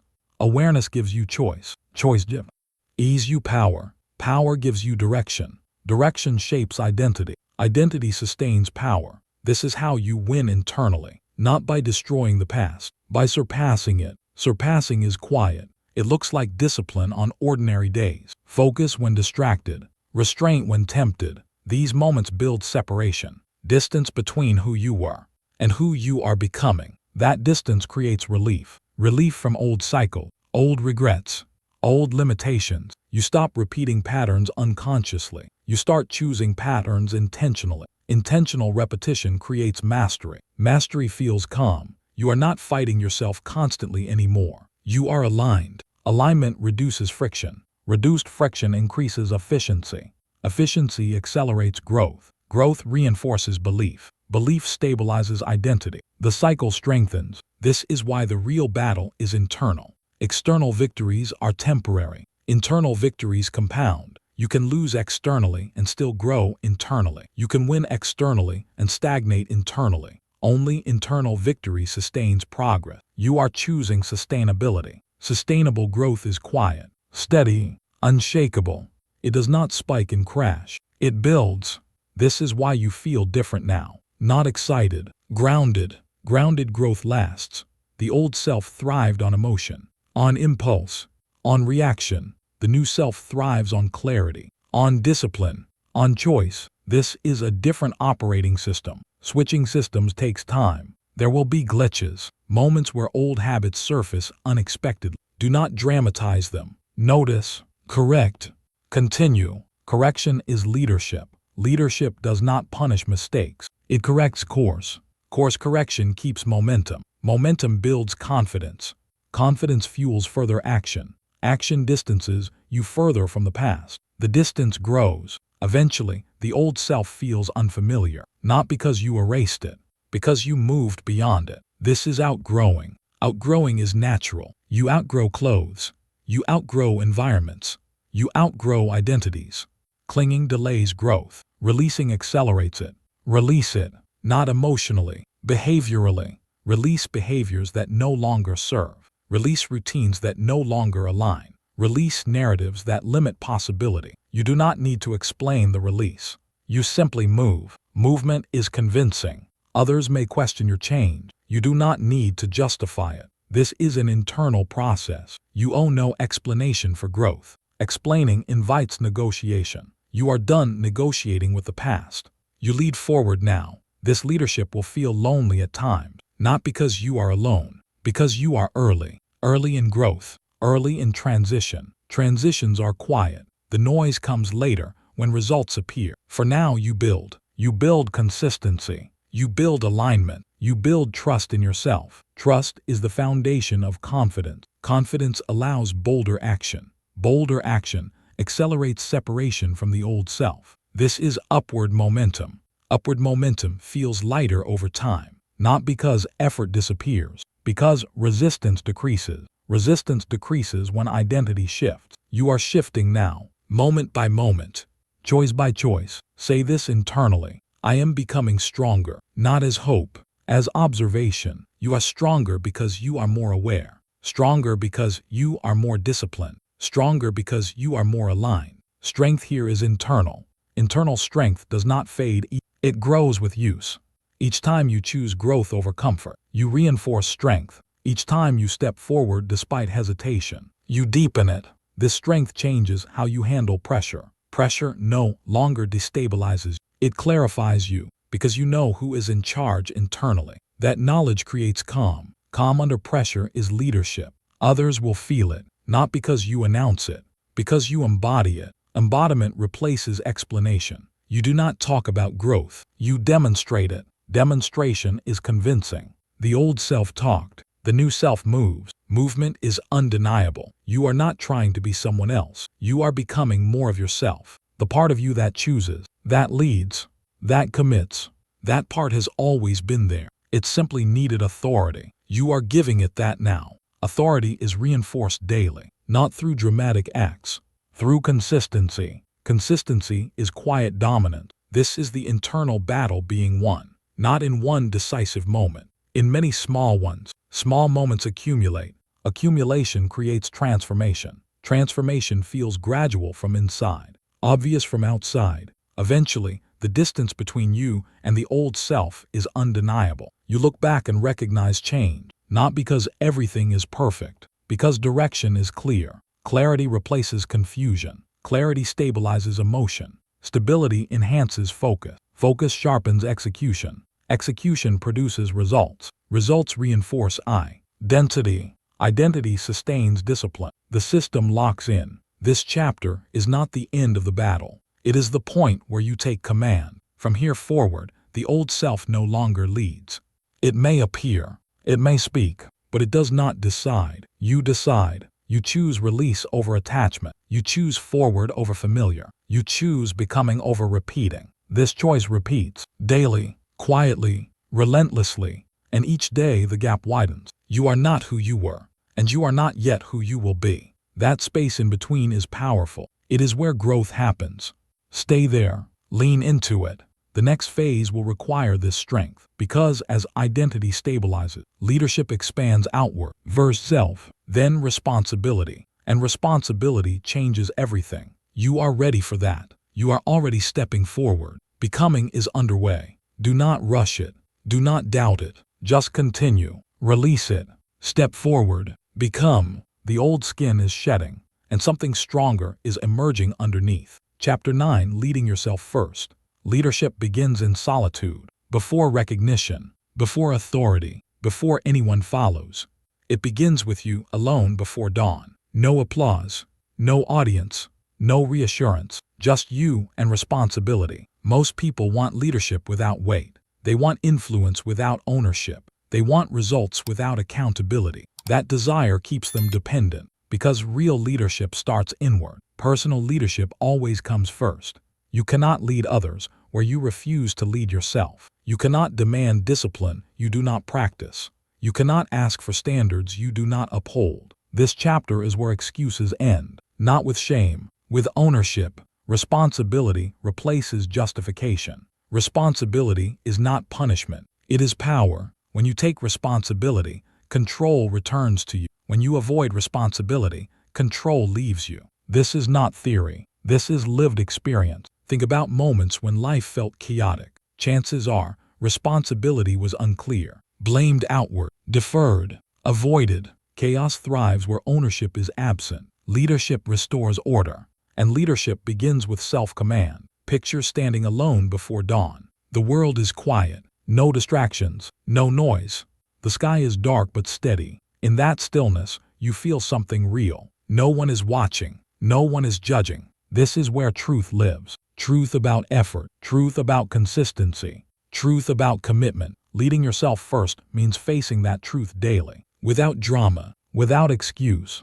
Ownership is clarity. It says, this is mine. My actions, my standards, my progress, my mistakes. Ownership does not seek someone to blame. Blame feels relieving in the moment and empty afterward. Responsibility feels heavy at first and empowering later. This is the trade. Most people avoid responsibility Because it feels like pressure. But pressure already exists. Responsibility simply gives it direction. Without responsibility, pressure feels random. With responsibility, pressure becomes purpose. Purpose organizes effort. Effort aligned with purpose produces results. Results reinforce leadership. This is the cycle you are stepping into. Own it. This is the first command. Ownership is not a feeling. It is a decision. You decide that your outcomes belong to you, not circumstances, not timing, not other people. This does not mean you control everything. It means you control your response to anything. That distinction matters. Control of response is leadership.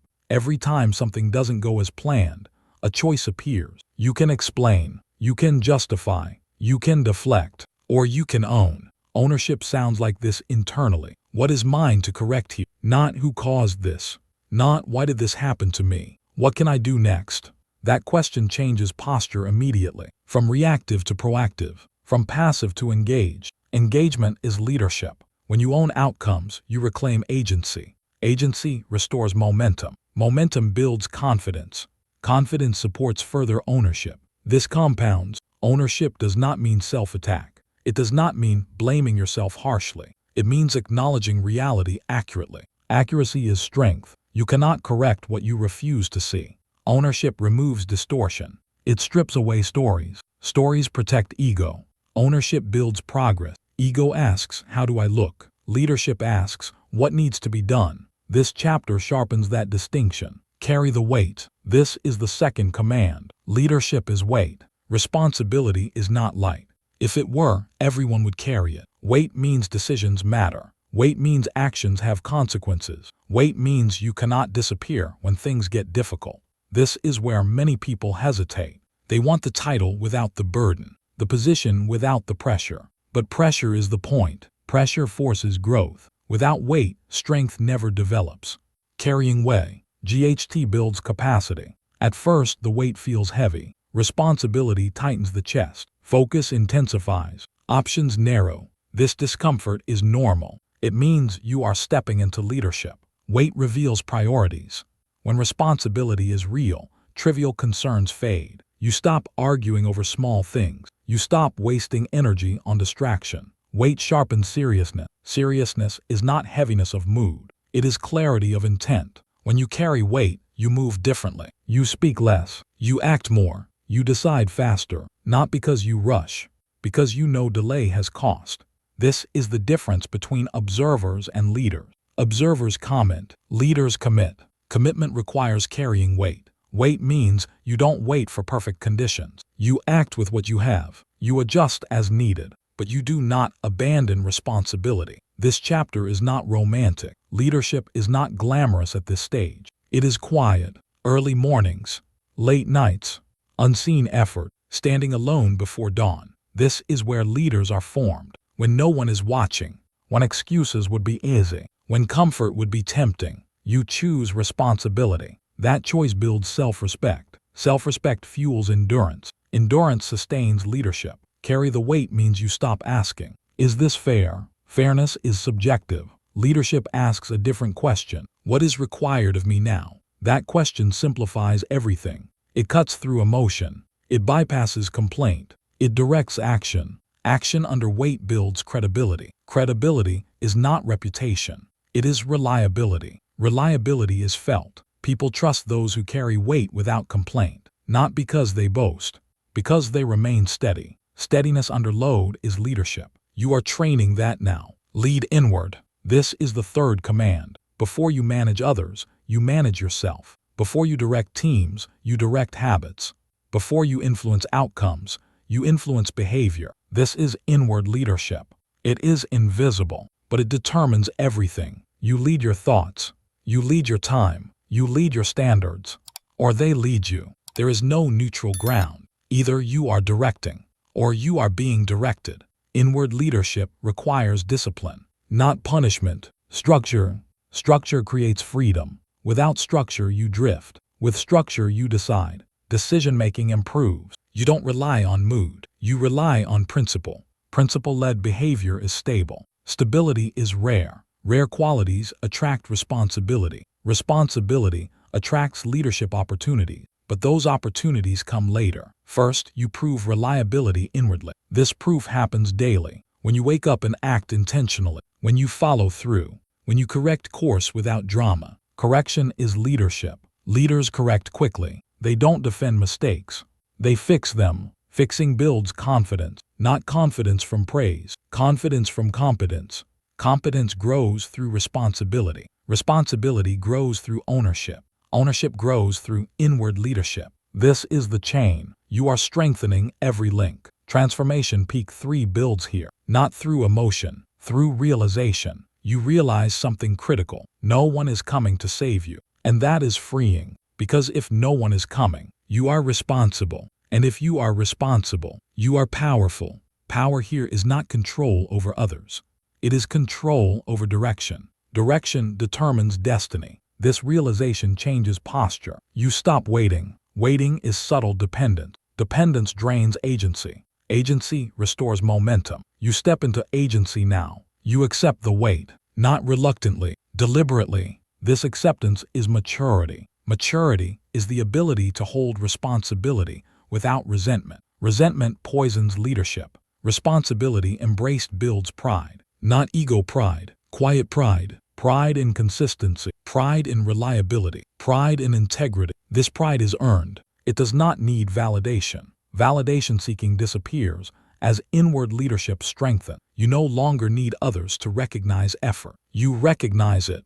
That recognition stabilizes identity. Identity stabilizes action. Action stabilizes outcomes. Outcomes reinforce identity. The loop becomes self-sustaining. This is why leading yourself first is essential. Without inward leadership, outward leadership collapses. People sense inconsistency. They feel when standards are spoken but not lived. Inward leadership removes that gap. Your words and actions align. Alignment builds trust. Trust attracts followers. Followers appear naturally, not because you demand them, because you embody direction. This embodiment begins here. Alone, quiet, before dawn. You make decisions no one sees. You show up when no one checks. You correct behavior when no one enforces. This is real leadership. And it is demanding. Some days you will feel tired. Responsibility does not remove fatigue. It gives it meaning. Meaning makes fatigue bearable. Without meaning, effort feels pointless. With meaning, effort feels purposeful. Purpose sustains endurance. Endurance builds strength. Strength stabilizes leadership. This is not motivational noise. This is reality. Leading yourself first is work. But it is clean work. No drama, no confusion, just responsibility. Responsibility clarifies priorities. You stop scattering energy. You focus on what matters. Matters shift. Distractions lose appeal. Appeal fades when direction is clear. Direction comes from inward leadership.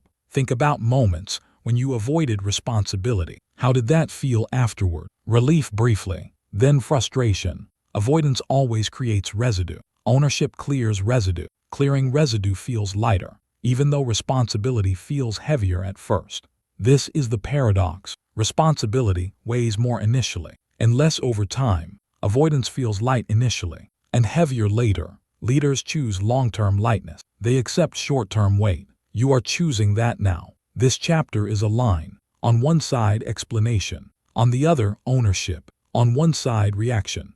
On the other, leadership. You are crossing it, not loudly, internally. From this point forward, when something goes wrong, your first question changes. Not why me, but what is mine to handle? That question gives you control. Control reduces anxiety. Anxiety fades when agency rises. Agency is empowering. Empowerment is not excitement. It is steadiness. Steadiness under pressure is leadership. You are becoming steady. Responsibility also sharpens humility. Humility is not weakness.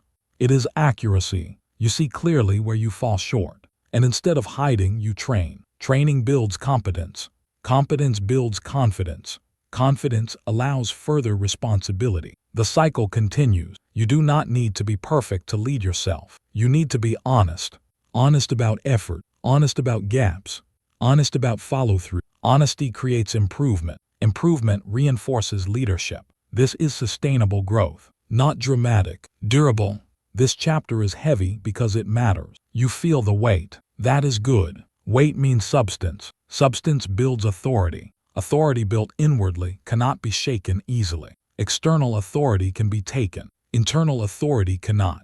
Internal authority is self-command. Self-command is freedom. Freedom from excuses. Freedom from blame. Freedom from drift. You are stepping into that freedom now. It will not feel euphoric. It will feel grounded. Grounded people do not chase motivation. They execute. They carry responsibility. They lead inwardly. And when the world eventually asks more of them, they are ready because they have been ready internally for a long time. Standing alone before dawn. That image matters. It is the moment before movement, before action, before others awaken. This is where preparation happens. Preparation is invisible until it is. One day results appear. People call it luck. You will know better. You carried the weight. You owned it. You led yourself first. Transformation peak 3 settles here, not as excitement, as certainty. Certainty that you are capable of carrying responsibility. Certainty that you do not need external permission. Certainty that leadership is not a role. It is a posture. You are standing in that posture now. Quietly, firmly. Responsibility no longer feels optional. It feels natural. This is identity shifting. Identity shifting changes everything. From here forward, your actions come from ownership, not from reaction, not from avoidance. Ownership simplifies life. Simplification restores energy. Energy directed with focus creates results. Results reinforce leadership. This is the foundation. Everything ahead builds on this. Greater responsibility will come. More pressure, more visibility, more demand, but it will not overwhelm you because you learn to lead inwardly first. You learn to carry weight. You learn to own outcomes.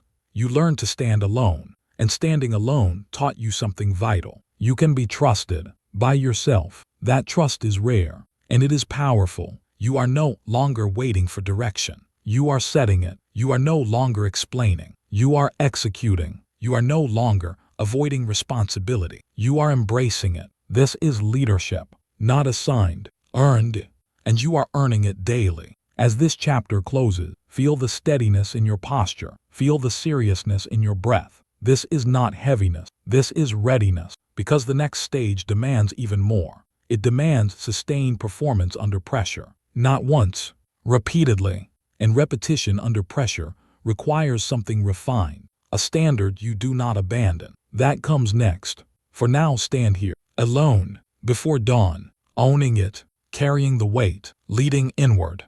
This is where leaders are made. Chapter 10.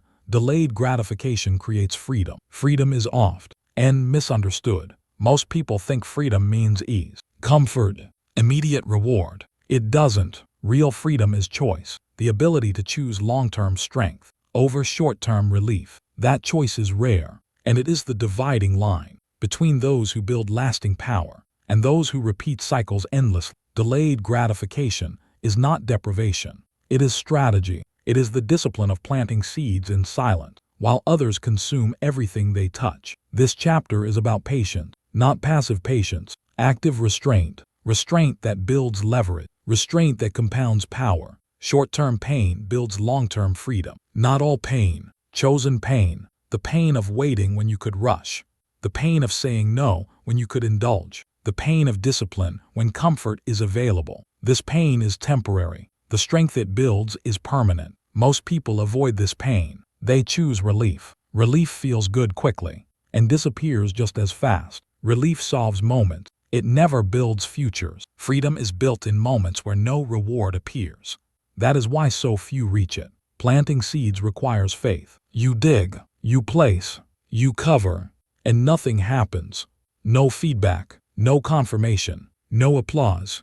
Just trust. Trust that growth is happening underground. Delayed gratification is this exact posture. You work when results are invisible. You prepare when rewards are distant. You restrain when indulgence is. This restraint shapes identity. Identity built on patience is unshakable. You are learning to think beyond the moment, beyond impulse, beyond emotion, beyond urgency. Urgency lies. It says now or never. That is rarely true. Urgency pressures decision. Patience improves them. Leaders understand timing. They don't rush harvest. They cultivate soil. They build quietly. Wait. This is the first command. Waiting does not mean stopping. It means refusing to force outcomes prematurely. Waiting is not hesitation. It is alignment with process. Most people wait incorrectly. They pause action. They delay effort. That is not waiting. That is avoidance. True waiting is active. You continue doing the work without demanding immediate payoff. You maintain discipline without visible reward. This is uncomfortable. Your mind will protest. Why not enjoy now? Why delay? What if it never pays off? These questions are natural. They are the test of whether you are building for today or building for tomorrow. Tomorrow always rewards patience. Today rewards impulse. Impulse consumes. Patience compounds. Compound growth is quiet at first. It accelerates later. That delay filters people. Most give up before momentum appears. Those who stay experience exponential return. This is not luck. It is mathematics of effort. Every restrained action adds weight to the future. Every indulgent action borrows from it. You choose the direction of debt to comfort, or investment in strength. Waiting trains emotional control. It teaches you to sit with desire without obeying it. Desire is not wrong. Uncontrolled desire is costly. When you learn to wait, desire becomes information, not command. This is mastery. Mastery does not kill desire. It governs it. Governance creates freedom because you are no longer pulled by every impulse. You decide. That decision restores authority. Authority over self is the highest form of freedom. Build. This is the second command. Building requires time. You cannot rush foundations. Anything built quickly collapses under pressure. Strong structures take time because they account for stress. Your life is no different. Building means consistency. Small actions repeated longer than comfort prefers. It means routines that feel boring, habits that feel unremarkable. This is where many quit. They mistake boredom for failure. Boredom is not failure. It is the absence of novelty. And novelty is not progress.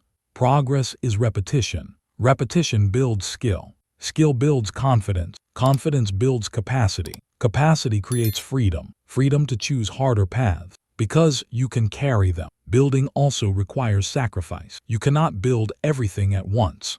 You must choose. Time is limited. Energy is limited. Attention is limited. Sacrifice is selecting what you will not pursue now to protect what you are building. Sacrifice feels like loss initially. Later it feels like clarity. Clarity simplifies decisions. When you know what you are building, distractions lose appeal. Appeal fades when direction is clear. Building gives direction. Direction eliminates confusion. Confusion drains energy. Building restores it. Every disciplined day adds a brick. Not dramatic, not exciting, but cumulative. One day you look back and realize a structure exists. Solid, reliable, yours. Others will ask how you did it. They will overlook the waiting, the restraint, the silence. They will see only the result. That is how it always happened. Trust the process. This is the third command. Trust is required because evidence comes late. The process does not reward immediately. It rewards consistently. Trust is not blind belief. It is confidence built through repetition. You trust the process because you are showing up. You trust the process because you are executing. You trust the process because you are aligned. Alignment reduces doubt. Doubt grows when effort is inconsistent. Consistency stabilizes belief. Trust grows when actions match intentions. This trust anchors you during delay. Delay is dangerous. It tempts abandonment. It whispers, "This isn't working." Delay tests commitment. Those who abandon early never see returns. Those who stay experience leverage. Leverage is freedom. Freedom to choose pace. Freedom to choose direction. Freedom to choose pressure. Most people are controlled by urgency because they lack leverage. Delayed gratification builds leverage. Leverage allows calm. Calm allows precision. Precision creates advantage. Advantage compounds results. You are building leverage now, planting seeds in silence. Silence matters. Noise distracts from patience. Constant comparison undermines trust. You must protect your process from outside timelines. Other people's speed is irrelevant. Other people's outcomes are irrelevant. You are building your own structure. Structures are personal. Comparing foundations creates instability. Stay with your lane. This restraint is discipline. Discipline is freedom in disguise. Because once discipline is strong, you are no longer ruled by impulse. You can wait. You can build. You can trust. This is rare. Most people want reward first.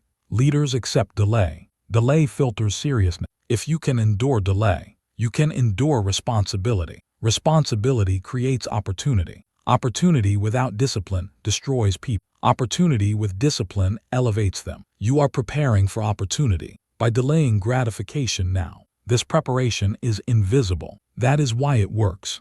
No ego involved. No performance. Just quiet work. You may feel impatient sometimes. That is normal. Patience is a muscle. It strengthens through resistance. Each time you resist immediate relief, patience grows. Each time patience grows, freedom expands. Freedom expands inward first. You feel calmer, more grounded, less reactive. External freedom follows. Choices widen. Options appear. Because you are no longer desperate. Desperation comes from short-term thinking. Long-term thinking dissolves desperation. Desperate people chase. Patient people attract. Attraction is leverage. Leverage is power. Power applied calmly changes outcomes. This chapter deepens maturity. Maturity is not seriousness. It is perspective. Perspective allows delay. Delay protects quality. Quality outlasts speed. Speed impresses briefly. Quality endures. Endurance builds legacy. Legacy is built quietly, one choice at a time. Most people trade future strength for present comfort. You are reversing that trade. This reversal is uncomfortable, but discomfort is temporary. The freedom it creates is lasting. Freedom to choose your reactions. Freedom to choose your commitment. Freedom to choose your standards. This is not restraint forever. This is restraint now, for freedom later. Later is built today. Every delayed gratification is a deposit. Deposits compound. One day you withdraw, and the account surprises you. Because compounding is subtle, it accelerates suddenly. That sudden acceleration looks like overnight success. It never is. It is delayed gratification paying interest. Interest grows quietly, silently, relentlessly. You are earning interest now. Trust that. You do not need constant confirmation. Confirmation arrives eventually. Right now, alignment is enough. Alignment with values. Alignment with process. Alignment with identity. Identity built on patience is unbreakable. Because patience resists panic. Panic causes mistakes. Mistakes cost time. Patience saves it. You are saving time by waiting. This seems contradictory. It is not. Rushed decisions cost years. Patient decisions save them. Freedom is time. Time to choose. Time to adjust. Time to lead. Delayed gratification buys time. Time creates space. Space allows thought. Thought improves action. Action improves outcome. Outcome reinforces patience. The loop strengthens. This chapter settles something important. You stop chasing immediacy. You start building longevity. Longevity is power. Power that does not burn out. Power that sustains pressure. Pressure will increase. You are preparing for it. By training patience now. Patience allows composure. Composure under pressure is leadership. Leadership attracts responsibility. Responsibility requires patience. The cycle continues upward. You are no longer asking, "What can I get now?" You are asking, "What am I building?" That question matures you. It moves you beyond impulse, beyond reaction, into strategy. Strategy is calm. Calm is controlled. Controlled action is effective. Effectiveness creates results. Results reinforce trust. Trust sustains patience. This is freedom. Not freedom from effort. Freedom from urgency. Urgency enslaves. Patience liberates. Say this internally. I choose long-term strength, not as affirmation, as declaration. This choice will be tested. Moments will appear where indulgence is easy. Shortcuts will tempt. Relief will call. Remember this. Relief fades. Strength remains. You are not denying yourself joy. You are postponing it until it is stable. Stable joy lasts. Unstable pleasure disappears. This distinction matters. You are choosing stability. Stability supports leadership. Leadership demands consistency. Consistency demands patience. Patience demands trust. Trust demands discipline. You have built discipline. Now you apply it to time. Time is the ultimate test. You cannot rush it. You can only align with it. Alignment with time creates harmony. Harmony creates flow. Flow increases output. Without burnout, burnout comes from urgency. Flow comes from patience. This chapter installs patience deeply, not as waiting idly, as building deliberately. You are planting seeds. Some will sprout soon, some later. Do not dig them up. To check progress, trust the process. Your job is planting and tending. Growth happens automatically. This is nature's law.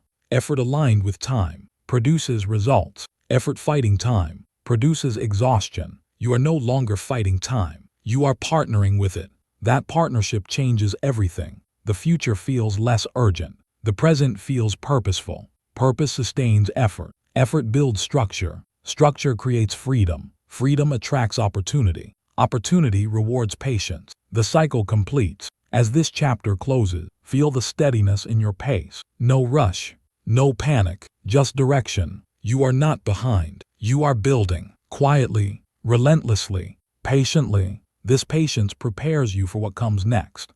Because once patience is established, something else sharpens. Performance under pressure. Not once. Repeatedly. Sustained excellence. That requires standards held over time. And that is the next ascent. For now, wait. Build. Trust. The seeds are in the ground. And they are growing. Chapter 11. Becoming the one who finishes. Most people start. Very few finish. This is not an opinion. It is a pattern. Beginnings are exciting. Endings are demanding. Beginnings are fueled by emotion. Endings are sustained by identity. This chapter is where identity is tested. Not with ideas. With endurance. Because finishers win. Dreamers repeat. Dreamers restart the same cycle. With new energy and old habits. Finishers close loops. And closing loops changes lives. You are not here to start again. You are here to complete. Completion is a skill. And like every skill, it is trained under pressure. Picture the final stretch. Your legs burn. Your breath shortens. Your mind searches for relief. This is where the race is decided. Not by talent, not by preparation alone, by refusal to stop. This is where intensity sharpens. The noise fades. The crowd disappears. Only the next step exists. This is finishing territory. Finishing is not dramatic. It is exact. Exact in movement. Exact in effort. Exact in focus.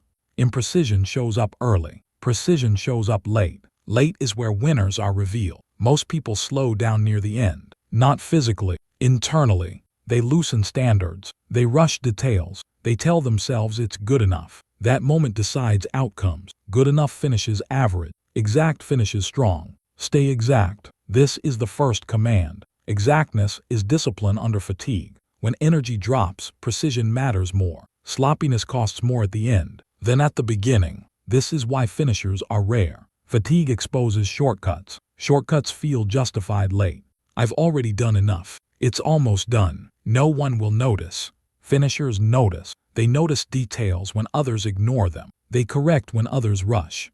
They tighten when others loosen. Exactness is respect for the process. Respect for the work. Respect for yourself. You don't become exact by accident. You choose it when tired. That choice defines you. Finishing is not about speed. It is about integrity. Integrity carried to the last step. This is where self-respect peaks. Not at the start. At the end, when no one expects more, and you give it anyway. That builds something permanent. Finish strong. This is the second command. Strong does not mean explosive. It means controlled. It means steady under fatigue. Strong finishing is calm. Panic weakens execution. Calm preserves it. As pressure increases, finishers slow internally. They breathe. They focus. They execute. They do not rush to be done. They complete. Completion has weight. It closes mental loops. Open loops drain energy. Unfinished work lingers. It occupies attention. It erodes confidence. Finish in. Clear space. Clear space restores power. Power grows when nothing is left undone. Most people underestimate how much energy unfinished tasks consume. They carry them quietly. Every unfinished promise weakens self-trust. Finishers eliminate this drag. They become lighter, not because work disappears, because completion restores alignment. Alignment between intention and outcome. This alignment feels clean. Clean energy fuels momentum. Momentum supports further finishing. This is a cycle. Finish strong reinforces identity. Identity sustains future discipline. This chapter tightens pace, not to rush, to concentrate. Concentration narrows attention. Only what matters remains.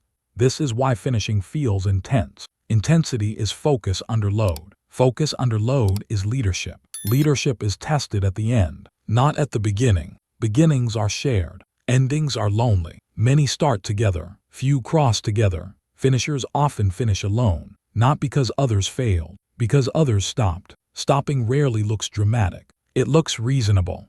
A break that becomes delay. A pause that becomes drift. A compromise that becomes habit. Finishers recognize these moments. They do not dramatize them. They counter them. They take the next step. Don't stop. This is the third command. Not forever. Now. Stopping is seductive near completion. The mind says, you've earned rest. Rest is important, but rest after completion restores. Rest before completion weakens. There is a difference. Finishers rest after the work is done. That rest feels different. It is clean. No guilt. No lingering tension. Just recovery. Stopping early leaves residue. A sense of incompleteness. That residue accumulates over time. Finishers protect themselves from it. They finish what they start. Not everything. What matters. This is discernment. You are not finishing everything indiscriminately. You are finishing intentionally. The things aligned with your standards. The things that build your future. This chapter is not about obsession. It is about closure. Closure strengthens identity. Identity as someone who finishes. This identity changes behavior automatically. You no longer rely on motivation. You rely on reputation. Your reputation with yourself. That reputation matters. You know how you operate. You know when things get hard. You continue. That knowing creates confidence. Confidence reduces friction. Reduced friction improves performance. Performance builds results. Results reinforce identity. This is the finishing loop. Transformation peak 4 happens here. Not in excitement. In resolve. Resolve is quiet certainty. The certainty that you will not quit.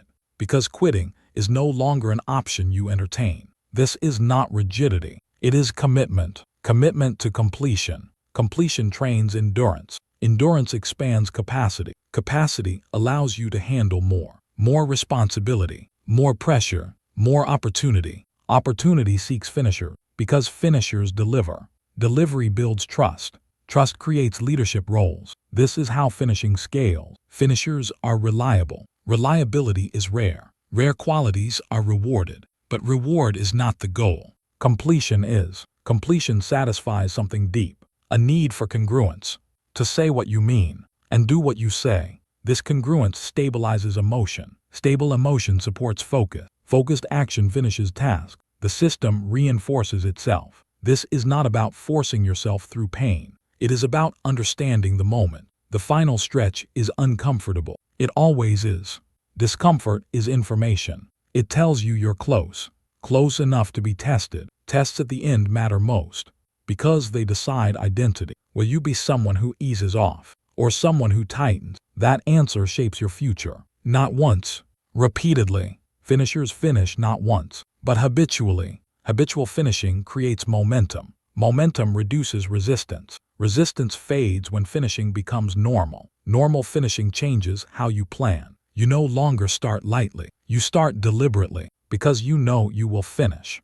This knowledge raises standards. Higher standards improve quality. Quality compounds reputation. Reputation attracts opportunity. Opportunity challenges capacity. Capacity grows through finishing. The cycle continues upward. This is why finishing matters, not because of applause, because of evolution. You evolve when you complete. Completion integrates lessons. Incomplete experiences remain fragment. Finishers integrate. They learn fully. They extract value. They move forward cleanly. This chapter demands presence, not emotion. Presence under fatigue. Presence when the body wants relief. Presence when the mind seeks distraction. Presence is leadership. Leadership is presence sustained. The final stretch requires presence. You cannot drift here. Drifting costs placement. Finishers lock in. They narrow focus further. Only the next step exists, not the entire distance, just the next exact action. Exactness matters most now. One sloppy step can undo progress. One disciplined step can secure it. You choose. Stay exact. Exactness is respect. respect for effort invested, respect for time spent, respect for the version of you who started. You owe that version completion, not perfection, completion. The starting version took a risk, committed energy, believed. Do not abandon that version near the end. Honor it, finish strong. Strength here is not force, it is steadiness. Steadiness under burn. Burn is temporary. Regret lasts longer. Finishers understand time horizon. They accept short-term discomfort to avoid long-term regret. Regret corrodes confidence. Completion builds it. This is practical psychology. Your mind tracks outcomes. When you finish, it learns something powerful. I follow through. That belief shapes future behavior. When you stop short, the opposite belief forms. I don't finish. Beliefs drive patterns. Patterns determine destiny. This chapter is not symbolic. It is literal. How you finish small things predicts how you finish big ones. Small finishes train large finishes. Large finishes create life outcomes. This is why details matter. Details at the end matter most. The last 10% carries disproportionate weight. Finishers know this. They allocate energy accordingly. They conserve early, so they can surge late. Surge does not mean speed. It means precision with intensity. Intensity is focused energy. Focused energy cuts through fatigue. Fatigue affects volume. Focus affects accuracy. Accuracy wins. This is the final stretch. Your legs burn. Your mind negotiates. This is the moment. You do not negotiate. You execute. Don't stop. Stopping feels like relief. It is. It delays relief. True relief comes after completion. Completion releases tension. Incomplete work holds it. Finishers choose real relief, not temporary escape. Escape resets discomfort. Completion resolves it. Resolve is strength. Resolve is clarity. Resolve is calm certainty. You feel it now. A narrowing, a seriousness. This is not stress. This is commitment crystallizing. Crystallization happens under pressure. Pressure here is not chaos. It is focus. Focus amplified. This is why the pace tightens. Not frantic. Precise. Every step counts. Every decision matters. Finishers respect margin. They don't leave outcomes to chance. They close gaps. They seal edges. They complete loops. This is mastery in motion, not flashy. Effective. Others may not see this moment. That is fine. This moment is for you. This is where identity locks in. You decide who you are, not by declaration, by action. Action at the end. Action when tired. Action when quitting would be easy. That action defines you. You are not here to be average. Average stops early. You are here to complete. Completion sets you apart. Completion is rare. Rarity creates value. Value attracts opportunity. Opportunity demands finishing again. You are training for a life of finishing, not one finish. Many finishers are not perfect. They are persistent. Persistence is quiet. It does not boast. It does not rush. It continues.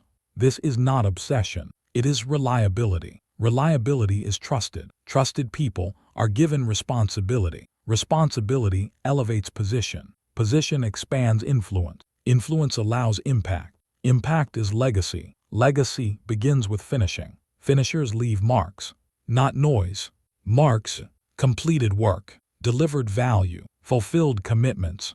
This chapter integrates everything before it. Discipline prepared you. Silence refined you. Pressure tested you. Standards anchored you. Focus sharpened you. Identity separated you from the past. Responsibility matured you. Patience sustained you. Now finishing confirms it. This is the synthesis. Transformation peak 4 locks here. Not as emotion, as identity. You are someone who finishes. Say it internally. Not as affirmation, as recognition. You know it now, because you have stayed. Stayed with effort. Stayed with discomfort. Stayed with direction. Staying is rare. Rare things are powerful. Powerful things endure. Endurance is finishing over time. Time respects finishers because time multiplies behavior. Behavior repeated becomes character. Character determines destiny. This is not poetic. It is practical. Your destiny is shaped by what you finish. You are shaping it now, one exact step at a time. As this chapter closes, do not relax yet. Relaxation comes after completion. Right now, remain present. Remain exact. Remain committed. The finish is near, and near is dangerous, because near tempts complacency. Finishers do not ease up near the end. They lock in. I simplify further. They remove everything unnecessary. Only execution remains. This is the final stretch. Burn is present. That burn is evidence of effort. Effort invested deserves completion. Completed. Finish strong. Don't stop. When this chapter ends, something fundamental will be different. Not because you were motivated, because you followed through. Follow through changes self-concept. Self-concept changes behavior. Behavior shapes future. You are shaping it now. This is not the end of the journey, but it is the end of hesitation. From here forward, finishing is no longer optional. It is expected by you, and expectations you set for yourself shape how you live. You expect completion now, and expectation is powerful. Powerful expectations guide action.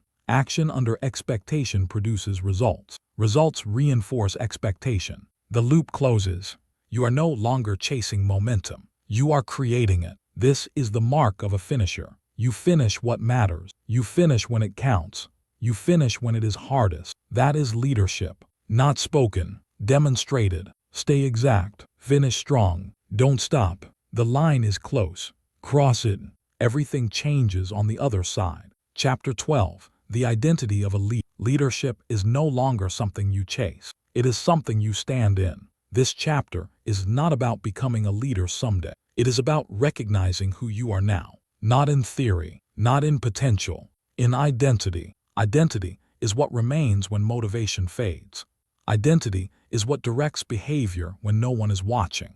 Identity is what carries you forward when pressure increases. You are standing on solid ground, not ground you were given, ground you built, layer by layer, decision by decision, choice by choice. This ground does not shift because it is made of discipline, of restraint, of focus, of completion. Leadership is no longer external for you. It is internal alignment. Alignment between what you believe and how you act. Alignment between standards and execution. Alignment between intention and follow-through. This alignment creates stability. Stability creates authority. Authority creates leadership. Leadership now lives inside you, and it is permanent. You do not borrow it from circumstances. You do not wait for permission. You do not require validation. You stand. Stand up. This is the first command. Standing is not physical posture. It is internal readiness. Standing means you do not shrink under pressure. You do not collapse under responsibility. You do not retreat when challenged. You hold your position. Position is identity expressed. You are no longer testing who you are. You are declaring it through action. Action has been consistent. Consistency has built trust. Trust has built confidence. This confidence is not loud. It does not need display. It is calm. Calm authority. Calm authority does not rush. It does not explain excessively. It does not react impulsively. It observes. It decides. It moves deliberately. This is how leaders operate. You feel it now. A steadiness in your center. This steadiness did not arrive suddenly. It was earned through silence, through pressure, through patience, through finishing. Every chapter before this one has shaped the ground beneath you. This chapter locks it in. Leadership is not a role you play. It is who you are when choice appears. Choice always appears. Every day. How you speak, how you listen, how you respond, how you commit. Leadership is embedded in these moments. You no longer ask, what should a leader do? You ask, what aligns with who I am? That question signals identity shift. Identity shift is irreversible once integrated. You cannot unknow who you are. You cannot return to unconscious reaction. You see too clearly now. Seeing clearly changes behavior automatically. You do not need reminders. You have standards. Standards guide action. Action reinforces identity. Identity stabilizes leadership. This loop is complete. Focus. This is the second command. Focus now has a different meaning. It is not effortful. It is natural, because distraction no longer fits your identity. You have tasted clarity. Clarity is addictive, not emotionally, functionally. Life becomes simpler when focus is present. Decisions take less energy. Actions take less debate. Outcomes become predictable. Predictability is strength, not rigid predictability. Reliable predictability. Others can count on you. You can count on you. Self-trust is the foundation of leadership. Without self-trust, leadership is performance. With self-trust, leadership is presence. Presence does not require attention. It commands it. People feel when someone is grounded. Grounded people create calm. Calm spreads. Calm stabilizes environment. Stability attracts responsibility. Responsibility is given to those who can hold it. You can hold it now, not because you are perfect, because you are aligned. Alignment removes internal conflict. Internal C. Conflict drains energy. Without conflict, energy becomes available. Available energy is directed outward. Direction creates impact. Impact is leadership in motion. This is not about dominating rooms. It is about anchoring them. Anchors hold. They do not drift. They do not panic. They remain. Remain. That is the posture of leadership. You are not trying to be impressive. You are being dependable. Dependability is rare. Rare qualities shape outcomes. This is why leadership emerges around you now. Not because you demand it, because you embody it. Embodiment replaces explanation. You no longer need to explain who you are becoming. Your actions demonstrate it. Consistency is convincing. People trust consistency. Trust invites influence. Influence is leadership multiplied. But influence does not change your behavior. It reflects it. You remain grounded. Grounded leaders do not chase validation. They remain focused on execution. Execution is clean. Clean execution builds reputation. Reputation attracts opportunity. Opportunity tests identity. Your identity holds. This is how leadership sustains. Lead. This is the third command. Leading now is not an effort. It is an expression. You lead through example, through tone, through pace, through restraint. You lead by how you respond under pressure. Pressure no longer destabilizes you. It sharpens you because pressure has already been integrated. It is familiar. Familiarity breeds competence. Competence breeds confidence. Confidence breeds calm. Calm breeds leadership. This is the sequence. You are not waiting to feel like a leader. You are functioning as one. Function defines identity more than feeling ever could. Feelings fluctuate. Function remains. This is why identity is powerful. It is stable. It does not require constant reinforcement. It simply operates. Leadership now operates through you. You do not announce it. You demonstrate it. Demonstration is undeniable. You stand on ground you built. That ground is solid because it was constructed intentionally. Each decision reinforced it. Each boundary strengthened it. Each completion sealed it. This ground will be tested, not once, repeatedly. Tests are not threats. They are confirmations. Confirmation that the foundation holds. And it will, because you built it patiently, with delayed gratification, with discipline, with integrity. Integrity is the silent guardian of leadership. It protects you from drift. Drift is the enemy of longevity. Longevity requires alignment over time. Time respects alignment. Aligned people age well, not physically, functionally. Their influence grows. Their clarity sharpens. Their leadership deepens. This is the path you are on, not upward in noise, forward in substance. Leadership is substance. It has weight, but weight no longer intimidates you. You have carried it before. You have finished under pressure. You know what endurance feels like. You trust yourself now. That trust is unshakable because it was earned through action. Earned trust does not vanish easily. It remains during doubt. It remains during fatigue. It remains during uncertainty. Uncertainty is no longer paralyzing. It is simply part of the environment. Leaders operate amid uncertainty. They do not require guarantees. They require alignment. Alignment gives them direction. Direction gives them momentum. Momentum sustains effort. Effort produces outcomes. Outcomes reinforce identity. This chapter is the seal, the final integration, not the end, the beginning of embodiment. You are no longer training. You are operating. Operating from standards. Operating from clarity. Operating from identity. Identity is not static. It grows, but it does not reset. You will refine skills, expand responsibility, increase scope, but the core remains. The core is leadership. Leadership is not dominance. It is steadiness, not control. Command. Command of self first. Command of attention. Command of effort. Command of direction. This command is quiet. Quiet command is powerful. It does not need force. It uses alignment. Alignment attracts cooperation. Cooperation multiplies effort. Multiplication creates scale. Scale creates impact. Impact defines leadership at higher levels. But all of that rests on this core identity. You are a leader, not aspirationally, functionally. Leadership is who you are now. Say this internally. I decide who I become, not as affirmation, as truth. You have decided through action, through repetition, through restraint, through completion. Decisions backed by action are irreversible. You cannot unlive them. They are part of you. This is why identity has shifted. You are no longer fragile. You are grounded. Grounded people are resilient. Resilience is not toughness. It is recovery. You recover quickly. You do not spiral. You adjust. Adjustment is leadership. Leaders adjust without drama. They correct course calmly. Calm corrections prevent chaos. Chaos drains organizations. Calm stabilizes them. You are becoming a stabilizing force. In your work, in your relationships, in your decisions, this will change dynamics around you. Some will rise to meet it. Some will resist it. Resistance is not your concern. Alignment is.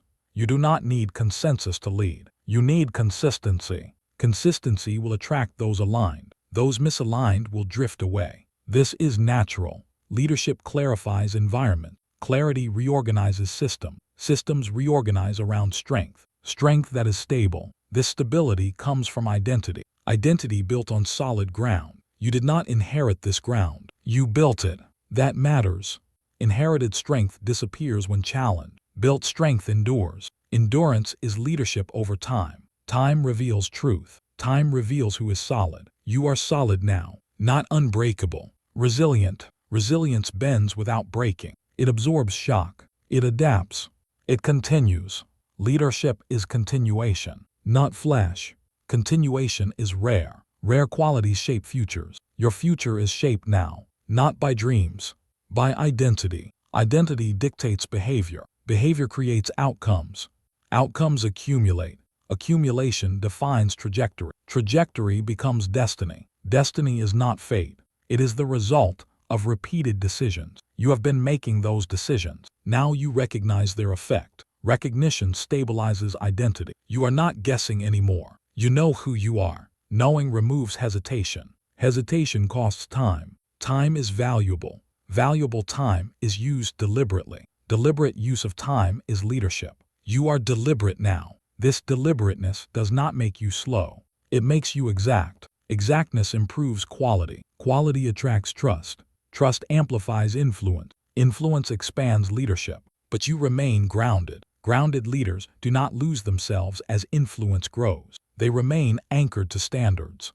Standards protect identity. Identity protects leadership. This is the lock. Permanent, not rigid. Rooted. Roots allow growth. Without roots, growth topples. You have roots now. Deep ones.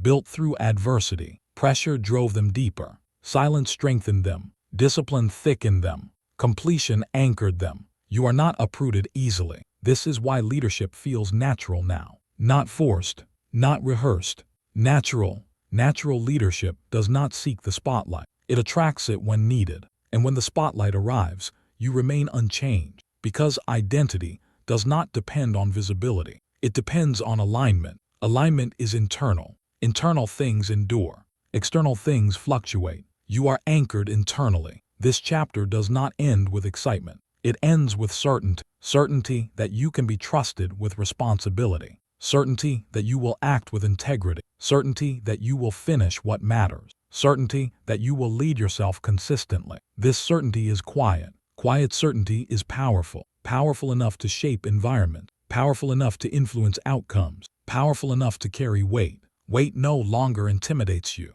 It challenges you. You welcome challenge, not emotionally, strategically. Challenges are opportunities to apply identity. Application strengthens identity further. This is the upward spiral. It does not peak. It expands. You will encounter moments of doubt again. Not because you are weak, because you are human. Doubt will test identity. Identity will hold. You will not spiral. You will correct. Correction is leadership. Leadership is correction over time, not perfection. Perfection is brittle. Correction is durable. Durability matters. Durable leadership lasts. You are building lasting leadership. not for recognition, for impact. Impact matters. Not to ego, to legacy. Legacy is the long-term effect of consistent leadership. Leadership that outlives moments. Leadership that shapes systems. Leadership that influences others to lead themselves. That is the highest form. You are on that path, not because you intend to be, because you are. This chapter locks it in. The identity of a leader, not assigned, integrated. You do not need to announce it. You live it. Stand up, focus, lead. These commands are no longer instructions. They are descriptions. Descriptions of how you operate, how you decide, how you move. This is who you are now. And because identity drives behavior, everything that follows will reflect this truth. You will not return to unconscious reaction. You will not abandon standards. You will not scatter focus. You will not quit before completion. These are no longer options, not because you forbid them, because they no longer fit. Identity has shifted. This shift is permanent, and permanence changes everything. You are standing on solid ground, built by you, held by you, trusted by you. From this ground you move forward, not hurried, not hesitant, grounded. Leadership does not rush. It advances deliberately. Deliberate advancement compounds.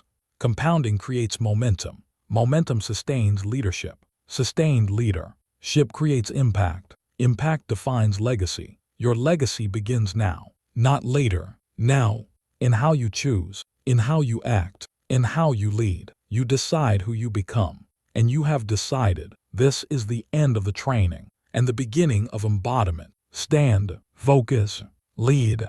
You are ready. You are grounded. You are a leader. Final conclusion. You are no longer reacting. You are choosing, directing, leading. This was not about changing the world around you. It was about changing how you stand within it. You now pause where you once rushed. You decide where you once drifted. You lead where you once followed emotion. Feel that steadiness, that clarity, that calm authority. This is not confidence borrowed from words. This is confidence built through control. From this moment forward, you move differently. You speak differently. You act with intention. And when pressure comes, you don't flinch. You rise.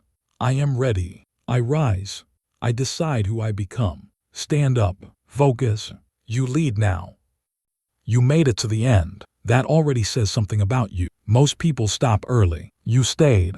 If this audiobook challenged you, if it sharpened your focus, if it reminded you of who you're becoming, then don't let this be a one-time moment. This channel exists for people who choose growth, discipline over comfort, clarity over noise, progress over excuses. If you want more audiobooks like this, more mindset training, more leadership, more inner strength, subscribe, like this video so it reaches the people who need it, and share it with someone who's ready to rise but hasn't found the words yet. Stay consistent, protect your mind, and keep moving forward. This is only the beginning.